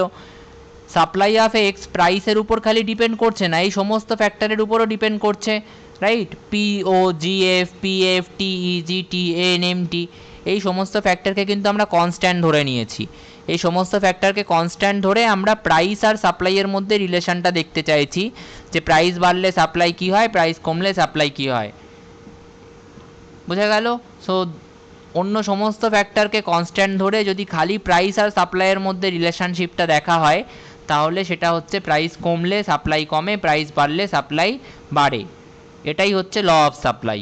অন্য সমস্ত ফ্যাক্টরকে কনস্ট্যান্ট ধরে সাপ্লাই আর প্রাইসের মধ্যে কি রিলেশন থাকে? পজিটিভ রিলেশন থাকে। প্রাইস বাড়লে সাপ্লাই বাড়ে, প্রাইস কমলে সাপ্লাই কমে। হয়ে গেল ল অফ সাপ্লাই। এখানে ভালো করে এগুলো পড়বে। সাপ্লাই শিডিউল কি? সাপ্লাই শিডিউল হচ্ছে যে আমরা যদি একটা টেবিল এঁকে যদি আমরা কত কোয়ান্টিটি সাপ্লাই হচ্ছে কত প্রাইসে সেটাকে দেখাতে পারি, সেটাই হচ্ছে সাপ্লাই শিডিউল। ঠিক আছে? দু ধরনের সাপ্লাই শিডিউল হয়, একটা হচ্ছে ইন্ডিভিজুয়াল সাপ্লাই শিডিউল, একটা হচ্ছে মার্কেট সাপ্লাই শিডিউল। তো মার্কেটে ধরো একটাই ফার্ম আছে, ফার্ম এ। ফার্ম এ এক্স হচ্ছে একটা প্রোডাক্ট, ধরো এক্সটা হচ্ছে যে কোনো একটা প্রোডাক্ট ধরে নাও, ধরো এক্সটা হচ্ছে সাপোজ টুথপেস্ট। তো ফার্ম এ মার্কেটে টুথপেস্ট বানাচ্ছে, টুথপেস্টের দাম যখন 10 ইউনিট তখন কটা টুথপেস্ট সাপ্লাই করছে? ও 5টা টুথপেস্ট সাপ্লাই করছে। 15 টাকা দাম হলে 10 ইউনিট সাপ্লাই করছে, 20 টাকা দাম হলে 15 ইউনিট সাপ্লাই করছে, 25 টাকা দাম হলে 20 ইউনিট সাপ্লাই করছে। প্রাইস বাড়ছে, দেখো প্রাইসটা 10 থেকে 15 হয়েছে, সাপ্লাইটা কি বেড়েছে না কমেছে? 5 থেকে 10 হয়েছে, বেড়েছে না কমেছে? আবার প্রাইস কমেছে, 5 থেকে 10 হয়েছে। তো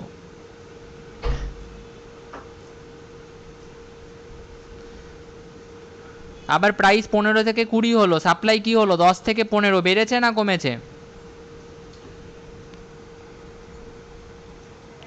বেড়েছে। আবার প্রাইস 20 থেকে 25 হলো, সাপ্লাই কি হলো? 15 থেকে 20। তোমরা নিজেদের ইচ্ছে মতো এটা বানাতে পারো, খালি মনে রাখবে যে দুটোই যেন বাড়ে, প্রাইসটা বাড়ার সাথে সাথে কোয়ান্টিটি সাপ্লাইটাও যেন বাড়ে। এই যে টেবিলটা, এই টেবিলে আমরা কি লিখেছি, এই টেবিলে আমরা টুথপেস্টের দাম লিখেছি আর টুথপেস্টের কত ইউনিট করে সাপ্লাই হচ্ছে সেটা লিখেছি।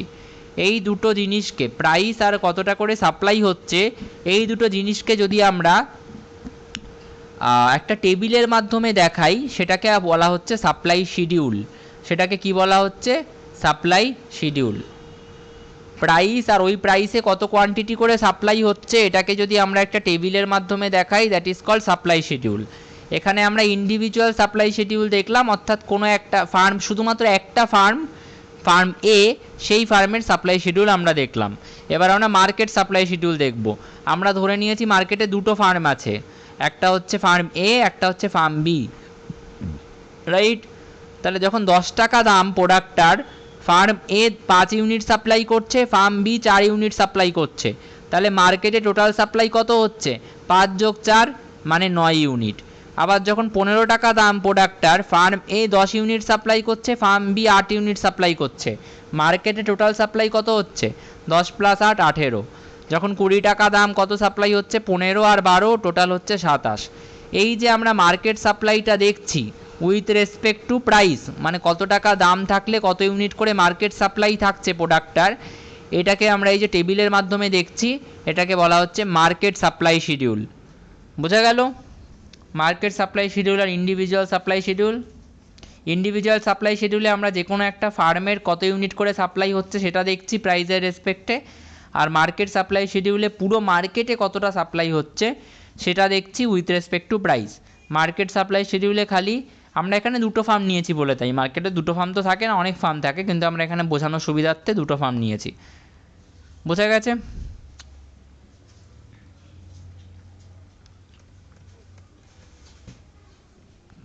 বোঝা গেছে এই অবধি?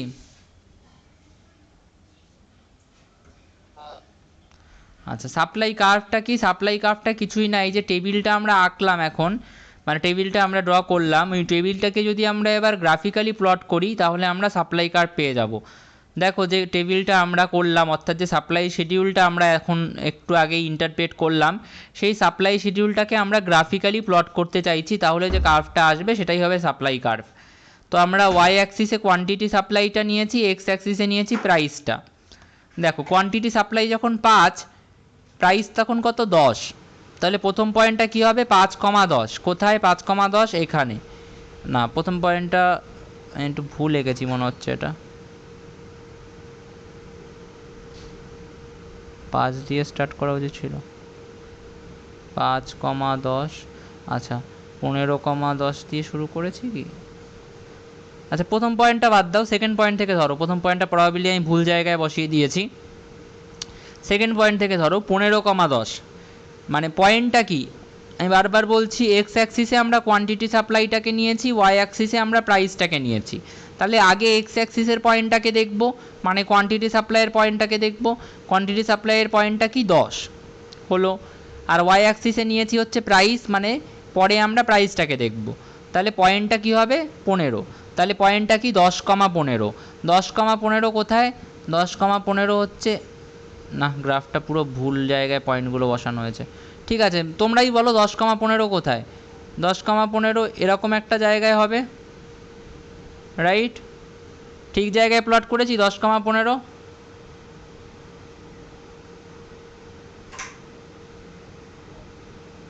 হ্যাঁ কি না? 10,15 ঠিক জায়গায় আছে পয়েন্টটা, যেখানে আমি এখন করলাম। তারপরে প্রথম পয়েন্টটাও প্লট করে নিই। প্রথম পয়েন্টটা 5,10। 5,10 কোথায় হবে? এই জায়গায় হবে, ঠিক আছে তো? তারপরের পয়েন্টটা কি? 15,20। 15,20 কোথায় হবে? 15,20 এরকম একটা জায়গায় হবে, রাইট? আর 20,25 লাস্ট পয়েন্ট এরকম একটা জায়গায় হবে, 20,25। এই লাইনগুলোকে যদি আমি কানেক্ট করে দিই,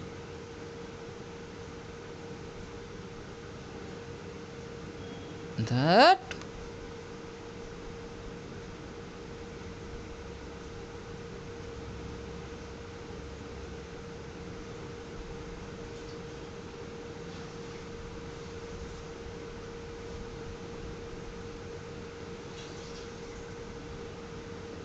এই লাইনগুলোকে কানেক্ট করে আমি যে কার্ভটা পেলাম এটাই হচ্ছে সাপ্লাই কার্ভ। বোঝা গেল?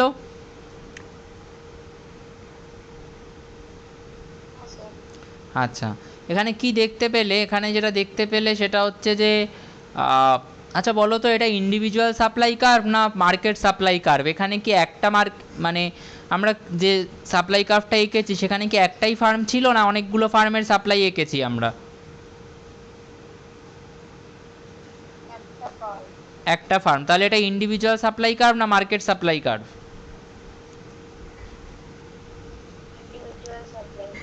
Individual supply curve. সবাই বুঝতে পেরেছো এটা ইন্ডিভিজুয়াল সাপ্লাই কার্ভ কেন? কারণ এটা আমরা ইন্ডিভিজুয়াল, এখানে তো অনেকগুলো ফার্ম নেই, প্রাইস দেওয়া আছে আর ওই প্রাইসে একটা ফার্ম কতটা করে সাপ্লাই করতে রাজি আছে সেটা আছে। তাহলে এটা ইন্ডিভিজুয়াল সাপ্লাই কার্ভ ওই কারণেই, কারণ একটাই ফার্ম আছে, তার সাপ্লাই কার্ভটা এঁকেছে, সেই ফার্মটা কতটা সাপ্লাই করতে চাইছে সেই কার্ভটা এঁকেছি, সো এটা ইন্ডিভিজুয়াল সাপ্লাই কার্ভ। বোঝা গেছে?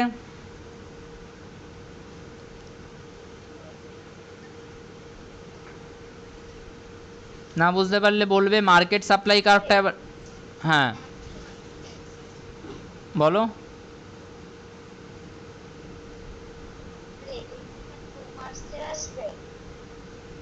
2 মার্কস ওরম কোনো ব্যাপার নেই, 5 মার্কসও আসতে পারে, 2 মার্কসও আসতে পারে।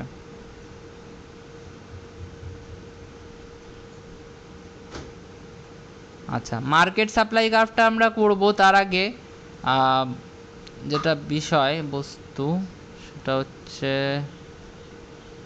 এখানে তো সব বলে দিয়েছি, হ্যাঁ ঠিক আছে। মার্কেট সাপ্লাই কার্ভে দেখো আমাদের কাছে, আমরা ওই যে মার্কেট সাপ্লাই শিডিউল যেটা করেছিলাম, মার্কেট সাপ্লাই শিডিউলে আমরা কি করেছিলাম, সেই যে মার্কেট সাপ্লাই শিডিউলটাতে আমরা প্রাইসটা নিয়েছিলাম, ওই প্রাইসে ফার্ম এ কতটা সাপ্লাই করছে আর ফার্ম বি কতটা সাপ্লাই করছে সেটা নিয়েছিলাম, আর টোটাল মার্কেট সাপ্লাই নিয়েছিলাম। সেই জিনিসটাকে আমরা আবার করছি, এইটাকে গ্রাফিক্যালি প্লট করলে দেখো কীভাবে মার্কেট সাপ্লাই কার্ভটা আসে। তো প্রথমে আমরা ফার্ম এ এর জন্য সাপ্লাই কার্ভটা বের করব। ফার্ম এ এর জন্য যখন সাপ্লাই কার্ভ বের করছি তখন প্রথম পয়েন্টটা কী হবে 5,10, দ্বিতীয় পয়েন্টটা কী হবে 10,15, তৃতীয় পয়েন্টটা 15,20 আর লাস্ট পয়েন্টটা 20,25। দেখো প্রথম পয়েন্টটা প্লট করেছি 5,10, সেকেন্ড পয়েন্টটা দেখো প্লট করেছি হচ্ছে 10,15, 15,20, 20,25। সেইগুলোকে কানেক্ট করলাম। এটা কোন ফার্মের সাপ্লাই কার্ভ পেলাম? ফার্ম এ এর পেলাম। ফার্ম বি এর যখন সাপ্লাই কার্ভ দেখতে হবে তখন আমরা ফার্ম বি এর জন্য প্রাইস তো সেম, ফার্ম বি এর প্রোডাকশানগুলো নেব। অর্থাৎ 4 ইউনিট সাপ্লাই করছে 10 টাকায়, 8 ইউনিট সাপ্লাই করছে 15 টাকায়, 12 ইউনিট সাপ্লাই করছে 20 টাকায়, আর 16 ইউনিট সাপ্লাই করছে 25 টাকায়। তাহলে পয়েন্টগুলো কি হবে 4,10, 8,15, 12,20, 16,25। তো দেখো এখানে আমরা ফার্ম বি এর জন্য করেছি, কি করেছি ফার্ম বি এর জন্য প্রথম পয়েন্টটা হচ্ছে 4,10, এইখানে আছে 4,10, তারপরেরটা 8,12, 12,16 আর 20,25, এই যে বা 16,25 এরম পয়েন্ট ছিল। এই পয়েন্টগুলোকে কানেক্ট করে আমরা ফার্ম বি এর সাপ্লাই কার্ভটা পেলাম। তাহলে এটা হচ্ছে supply curve of firm B, SB যেটার নাম দিয়েছি, আর এটা হচ্ছে supply curve of firm A যেটার নাম দিয়েছি এসএ। এই অবধি ক্লিয়ার হয়েছে? দুটো ফার্মের ইন্ডিভিজুয়াল সাপ্লাই কার্ভকে আলাদা আলাদা করে এঁকেছি। এই অবধি ক্লিয়ার হলে বলো, তাহলে আমি মার্কেট সাপ্লাই কার্ভের পার্টটাতে যাব।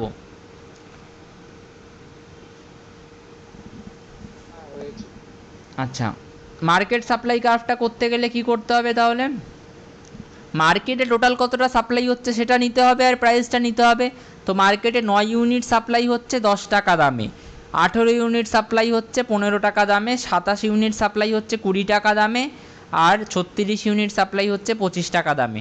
তাহলে পয়েন্টগুলো কি কি হবে 9,10, 18,15, 27,20, 36,25। সেই পয়েন্টগুলোকে প্লট করো গ্রাফে। 9,10, 18,20, 18,15, তারপর এই করে করে বাকি যে পয়েন্টগুলো ছিল কানেক্ট করলাম। করলে আমরা quantity supplied by A plus B, A plus B মানে টোটাল মার্কেট সাপ্লাই, যেহেতু আমরা ধরে নিয়েছি মার্কেটে দুটোই ফার্ম আছে এ আর বি, তাহলে quantity supplied by A plus B মানে কি মার্কেটে টোটাল কতটা সাপ্লাই হচ্ছে by firm A and firm B. Okay, তো এইভাবে আমরা যে সাপ্লাই কার্ভটা পেলাম এটা হচ্ছে মার্কেট সাপ্লাই কার্ভ। ক্লিয়ার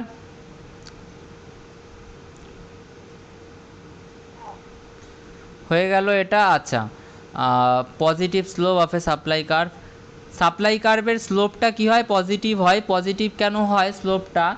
তার অনেকগুলো ইন্টারপ্রিটেশন আমরা লিখতে পারি। আচ্ছা, আগেরবার আমরা যখন ডিম্যান্ড কার্ভ পড়েছিলাম, যারা ডিম্যান্ড কার্ভের ফার্স্টের ক্লাসটা করেছিলে তোমরা বলো যে প্রাইস বাড়লে ডিম্যান্ড কি হতো, কমে যেত না বেড়ে যেত? কমে যেত। কমে যেত। তো স্লোপটা কি হতো, নিচের দিকে না উপরের দিকে? ডাউনওয়ার্ড স্লোপ, নিচের দিকে ডাউনওয়ার্ড স্লোপিং হতো। আচ্ছা, এখানে কি হচ্ছে এবার উজ্জ্বল, বাকিটা তুমি এইটা শুনলে, এবার তুমি এইটা শুনেই বলার চেষ্টা করো, এখানে প্রাইস বাড়লে সাপ্লাই বেড়ে যাচ্ছে না কমে যাচ্ছে?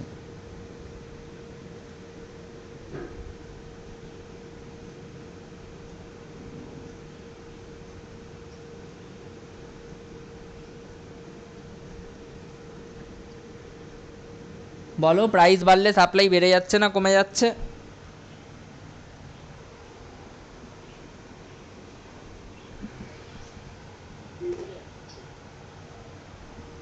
তাহলে প্রাইস বাড়লে যখন সাপ্লাইটা বাড়ছে, আমি যদি সেটাকে গ্রাফে দেখতে চাই, আমি একটা যে কোনো গ্রাফ নিচ্ছি, ধরো এই গ্রাফটাই।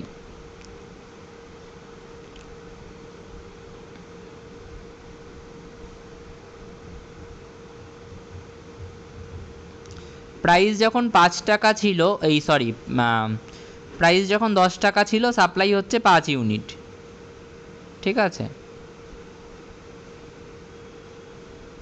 এই পয়েন্টটা। প্রাইস যখন বেড়ে গেল 15 টাকা, সাপ্লাই তখন হয়ে গেল 10 টাকা, এই 10 ইউনিট, মানে এই পয়েন্টটা।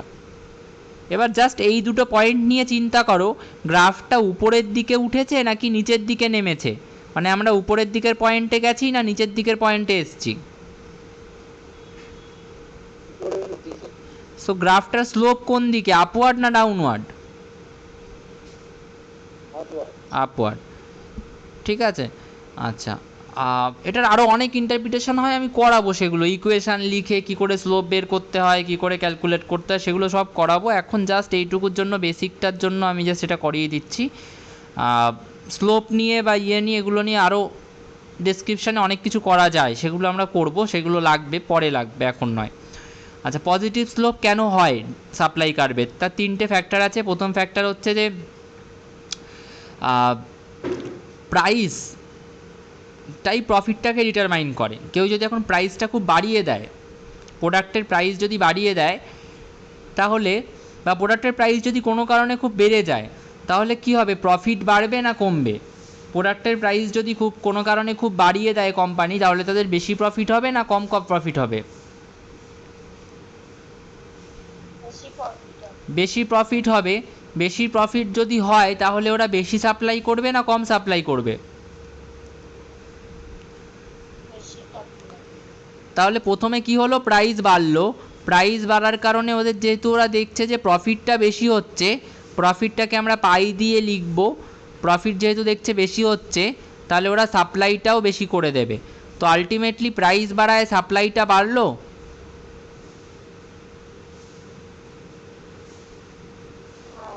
তাহলে এই পজিটিভ রিলেশনটা কেন আসছে বুঝতে পারলে?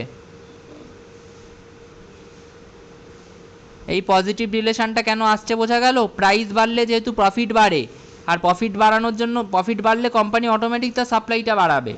তো প্রাইস বাড়লে এইভাবে সাপ্লাইটা বাড়ে, অ্যান্ড প্রাইস বাড়লে সাপ্লাই বাড়ছে, মানে আমরা যখনই সেটাকে গ্রাফে দেখতে যাব, কি স্লোপ আসবে, পজিটিভ স্লোপ আসবে, আপওয়ার্ড স্লোপিং আসবে, পজিটিভ স্লোপটা আসবে, পজিটিভলি স্লোপটা আসবে, right?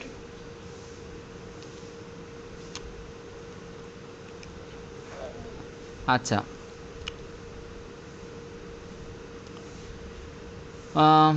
Marginal cost of production যদি বেড়ে যায়, তাহলে কোম্পানি কি করে, আলটিমেটলি যতটা আউটপুট একটা প্রোডাকশানে তৈরি হওয়ার কথা, অ্যাডিশনাল ইনপুট দিয়ে যতটা আউটপুট তৈরি হওয়ার কথা, ততটা আর হয় না।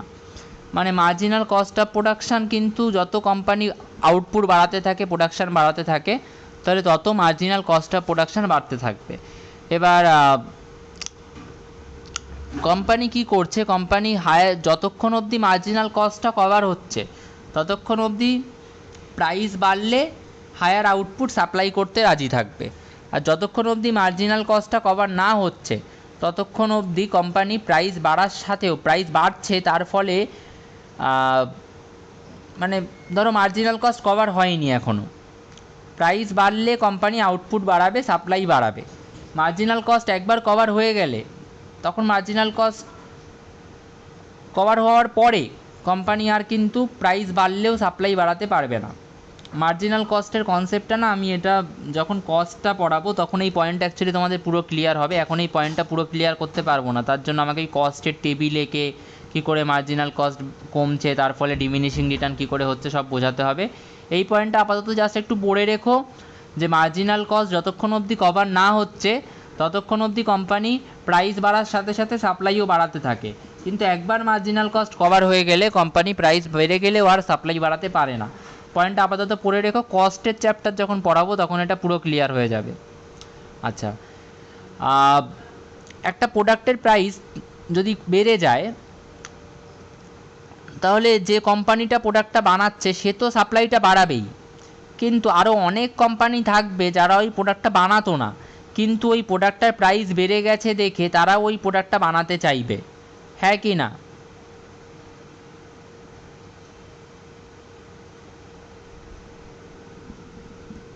বলো হ্যাঁ কি না।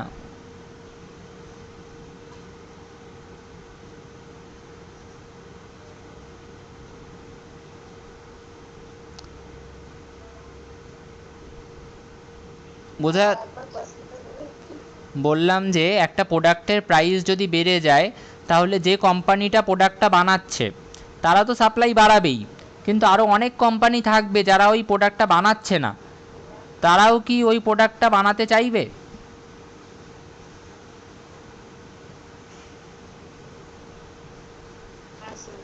তাহলে সাপ্লাই বাড়বে তো, আরও বাড়বে তো সাপ্লাই।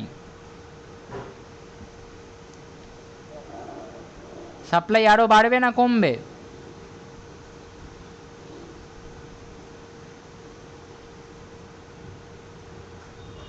এটা কি এতটাই ডিফিকাল্ট কিছু বলছি আমি? তাড়াতাড়ি বলো, সাপ্লাই বাড়বে না কমবে?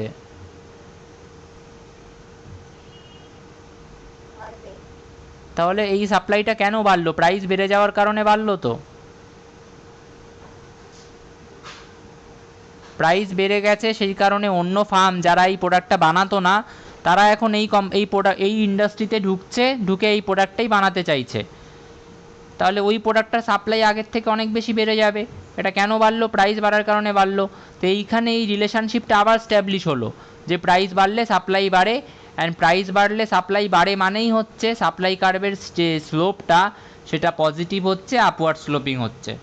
তো তার তিনটে এক্সাম্পল বা তিনটে ইন্টারপ্রিটেশন, তিনটে কস্ট কাজ আমরা দেখে নিয়েছি। এখানে মার্জিনাল কস্টের একটু দেওয়া আছে, বাট এইটুকুতে হবে না, এটা ডিমিনিশিং রিটার্ন স্কেল এক্সপ্লেন করা যাবে না, এটা আমি পরে করব, তোমরা চাইলে একটু পড়ে নিতে পারো। আচ্ছা, টাইম পিরিয়ড অ্যান্ড সাপ্লাই, এটা আমি আরেকটা ক্লাস লাগবে এটা করতে। টাইম পিরিয়ড অ্যান্ড সাপ্লাই আজকে অনেকটা, আচ্ছা টাইম পিরিয়ড অ্যান্ড সাপ্লাইটা আজকে অন্তত বলে দিই।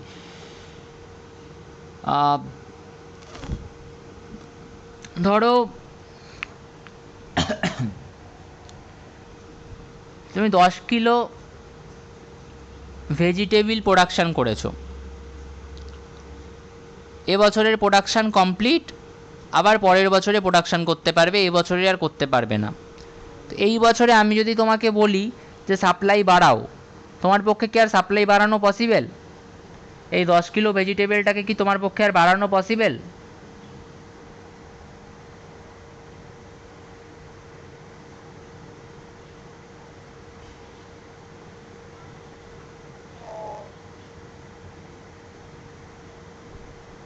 হ্যাঁ কি না?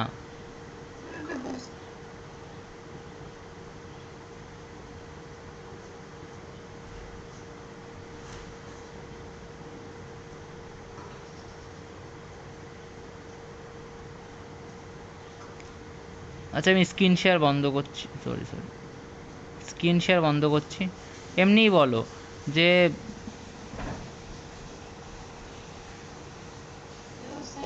হ্যাঁ আমি স্ক্রিন শেয়ার বন্ধ করে দিয়েছি, তোমরা এমনি বলো যে ধরো তোমাদের কাছে 10 কিলো রয়েছে, 10 কিলো ভেজিটেবিল তুমি প্রডিউস করেছো, তোমার কাছে 10 কিলো ভেজিটেবিলের সাপ্লাই আছে। তো এখন যদি তোমাকে আমি বলি আবার পরের বছরে চাষ হবে, আবার পরের বছরে তুমি অ্যাগ্রিকালচারাল আউটপুট প্রোডাকশান করবে, এই বছরে আর কোনো প্রোডাকশান হবে না, তো এখন যদি তোমাকে আমি বলি যে সাপ্লাইটা বাড়িয়ে দাও, তুমি কি বাড়াতে পারবে? আর এই বছরে কি আর বাড়াতে পারবে?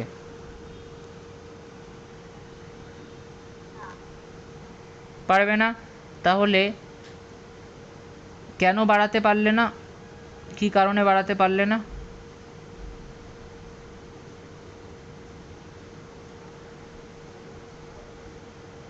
কারণ এই বছর তো এইচএসসি সাপ্লাই হবে, তারপরে তাহলে এই বছরে যদি আমি তোমাকে বলি যে ভেজিটেবলের দামটা 40 টাকা কিলো ছিল, আমি 80 টাকা কিলো দিচ্ছি তোমাকে, তাও তুমি সাপ্লাই বাড়াতে পারবে না, তাই তো? এই যে পিরিয়ডটা, এই পিরিয়ডটা কতদিন চলবে? যতদিন না আবার প্রোডাকশন হচ্ছে।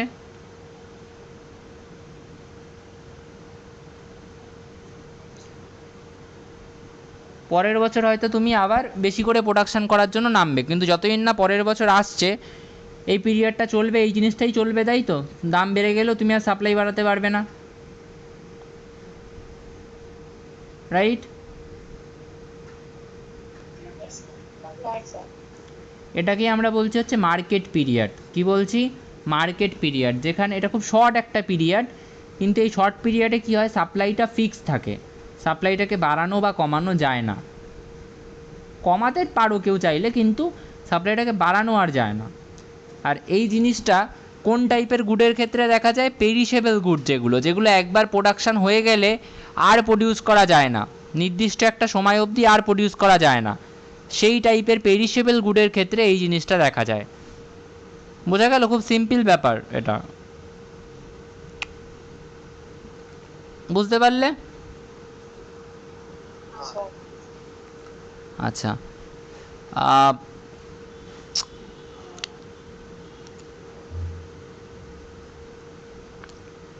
ধরো একটা প্রোডাকশান তুমি করছো, যেই প্রোডাকশানে তোমাকে আমি একটা বললাম যে প্রোডাকশানটাকে 1 মাস সময় দিয়েছি, দিয়ে বলেছি যে প্রোডাকশানটাকে একটু বাড়াও, বাড়িয়ে সাপ্লাইটাকে একটু বাড়াও। ধরো তুমি কী বানাচ্ছ? তুমি বই খাতা বানাচ্ছ, তোমাকে 1 মাস সময় দিলাম, দিয়ে বললাম যে প্রোডাকশানটাকে 1 মাস দিইনি, ধরো 1 সপ্তাহ দিয়েছি। 1 সপ্তাহ দিয়ে তোমাকে হয়তো বলেছি যে বই খাতার প্রোডাকশানটাকে একটু আগের থেকে বাড়াও, আগের থেকে একটু ইনক্রিজ করো।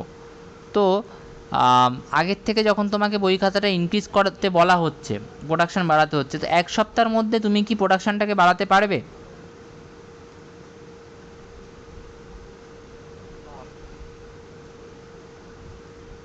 বাকিরা কি বলছে? 1 সপ্তাহের মধ্যে প্রোডাকশানটা বাড়ানো যাবে?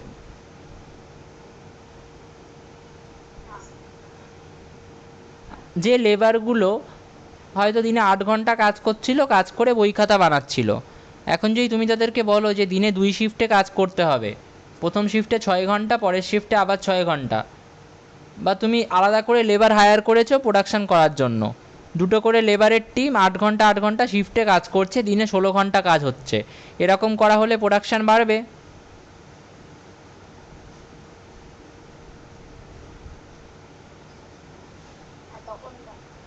তাহলে এই যে টাইম পিরিয়ডটা তোমাকে দেওয়া হয়েছে 1 সপ্তাহ, এই 1 সপ্তাহ টাইম পিরিয়ডে তুমি কি করলে? তুমি প্রোডাকশানটা কিছুটা হলেও বাড়াতে পারবে, হ্যাঁ কি না? কিন্তু প্রোডাকশানটা খুব বেশি বাড়ানো কিন্তু তোমার পক্ষে পসিবল না। কেন পসিবল না? কারণ 1 সপ্তাহ টাইম পিরিয়ডে তুমি তো আর নতুন মেশিন বসাতে পারবে না, বা নতুন টেকনোলজি বানাতে পারবে না, বা আর একটা ফ্যাক্টরি বানিয়ে ফেলতে পারবে না, রাইট?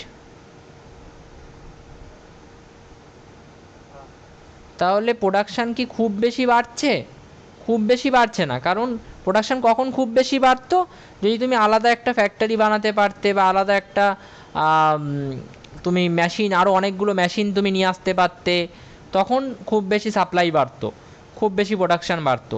কিন্তু সেগুলো পসিবল না। বাট তুমি লেবারকে 2 শিফট 3 শিফটে কাজ করিয়ে অল্প হলেও প্রোডাকশানটা বাড়াতে পারছো। এই যে টাইম পিরিয়ড যেখানে প্রোডাকশানটা অল্প হলেও বাড়ানো যায়, বা সাপ্লাইটাকে অল্প হলেও ইনক্রিজ করা যায় বা চেঞ্জ করা যায়, এটাকে আমরা বলছি শর্ট রান। কি বলছি? Short run. শর্ট রানে কি নতুন মেশিন নিয়ে আসার মতো টাইম থাকে, বা নতুন একটা ফ্যাক্টরি বানানোর মতো টাইম থাকে, নাকি থাকে না? কিন্তু অল্প একটু প্রোডাকশান বাড়ানোর মতো টাইম থাকে, রাইট? শর্ট রান আর মার্কেট পিরিয়ডের মধ্যে ডিফারেন্স কি? মার্কেট পিরিয়ডে ওই জিনিসটা প্রডিউস হয়ে গেছে, আর ওটাকে বাড়ানো পসিবল না। ওটা একটা প্রোডাক্ট যেটা প্রডিউস হয়ে গেছে, যেটা আর বাড়ানো যাবে না। আর শর্ট রানে প্রোডাকশানটাকে অল্প অল্প করে বাড়ানো যেতে পারে। আচ্ছা, এবার আর একটা কনসেপ্ট বলি, সেটা হচ্ছে লং রান। লং রানে কী হচ্ছে, তোমাকে আমি 1 বছর সময় দিলাম, দিয়ে বললাম যে প্রোডাকশানটাকে বাড়াও।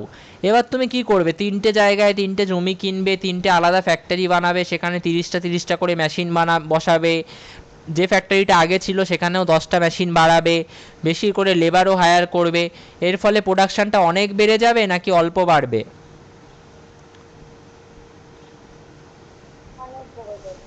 তাহলে প্রোডাকশানটা অনেক যে বাড়লো, এই অনেক বাড়লো কেন বাড়লো? এটা আমি তোমাকে অনেক বেশি সময় দিয়েছি, যেখানে তুমি বেশি করে ফ্যাক্টরি বানাতে পেরেছো, বেশি করে মেশিন নিয়ে আসতে পেরেছো, অনেক সময়ের কারণে এটা পেরেছো, রাইট? তাহলে যতটা বেশি মানে যতটা সময় পাওয়া গেলে এক্সট্রা ফ্যাক্টরি বসানো যায়, বেশি মেশিন নিয়ে এসে কাজে লাগানো যায়, অনেক বেশি লেবারকে কাজে লাগানো যায়, সেই সময়টাকে আমরা কি বলছি, লং রান না শর্ট রান?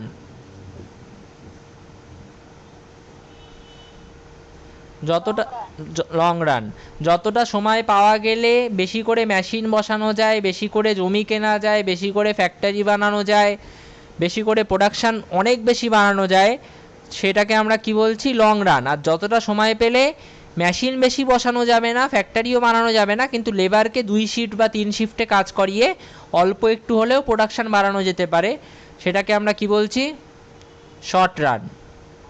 ঠিক আছে? শর্ট রান আর লং রানের কনসেপ্ট পরে আবার পড়াবো, এগুলো আপাতত তো আমি বলে দিলাম।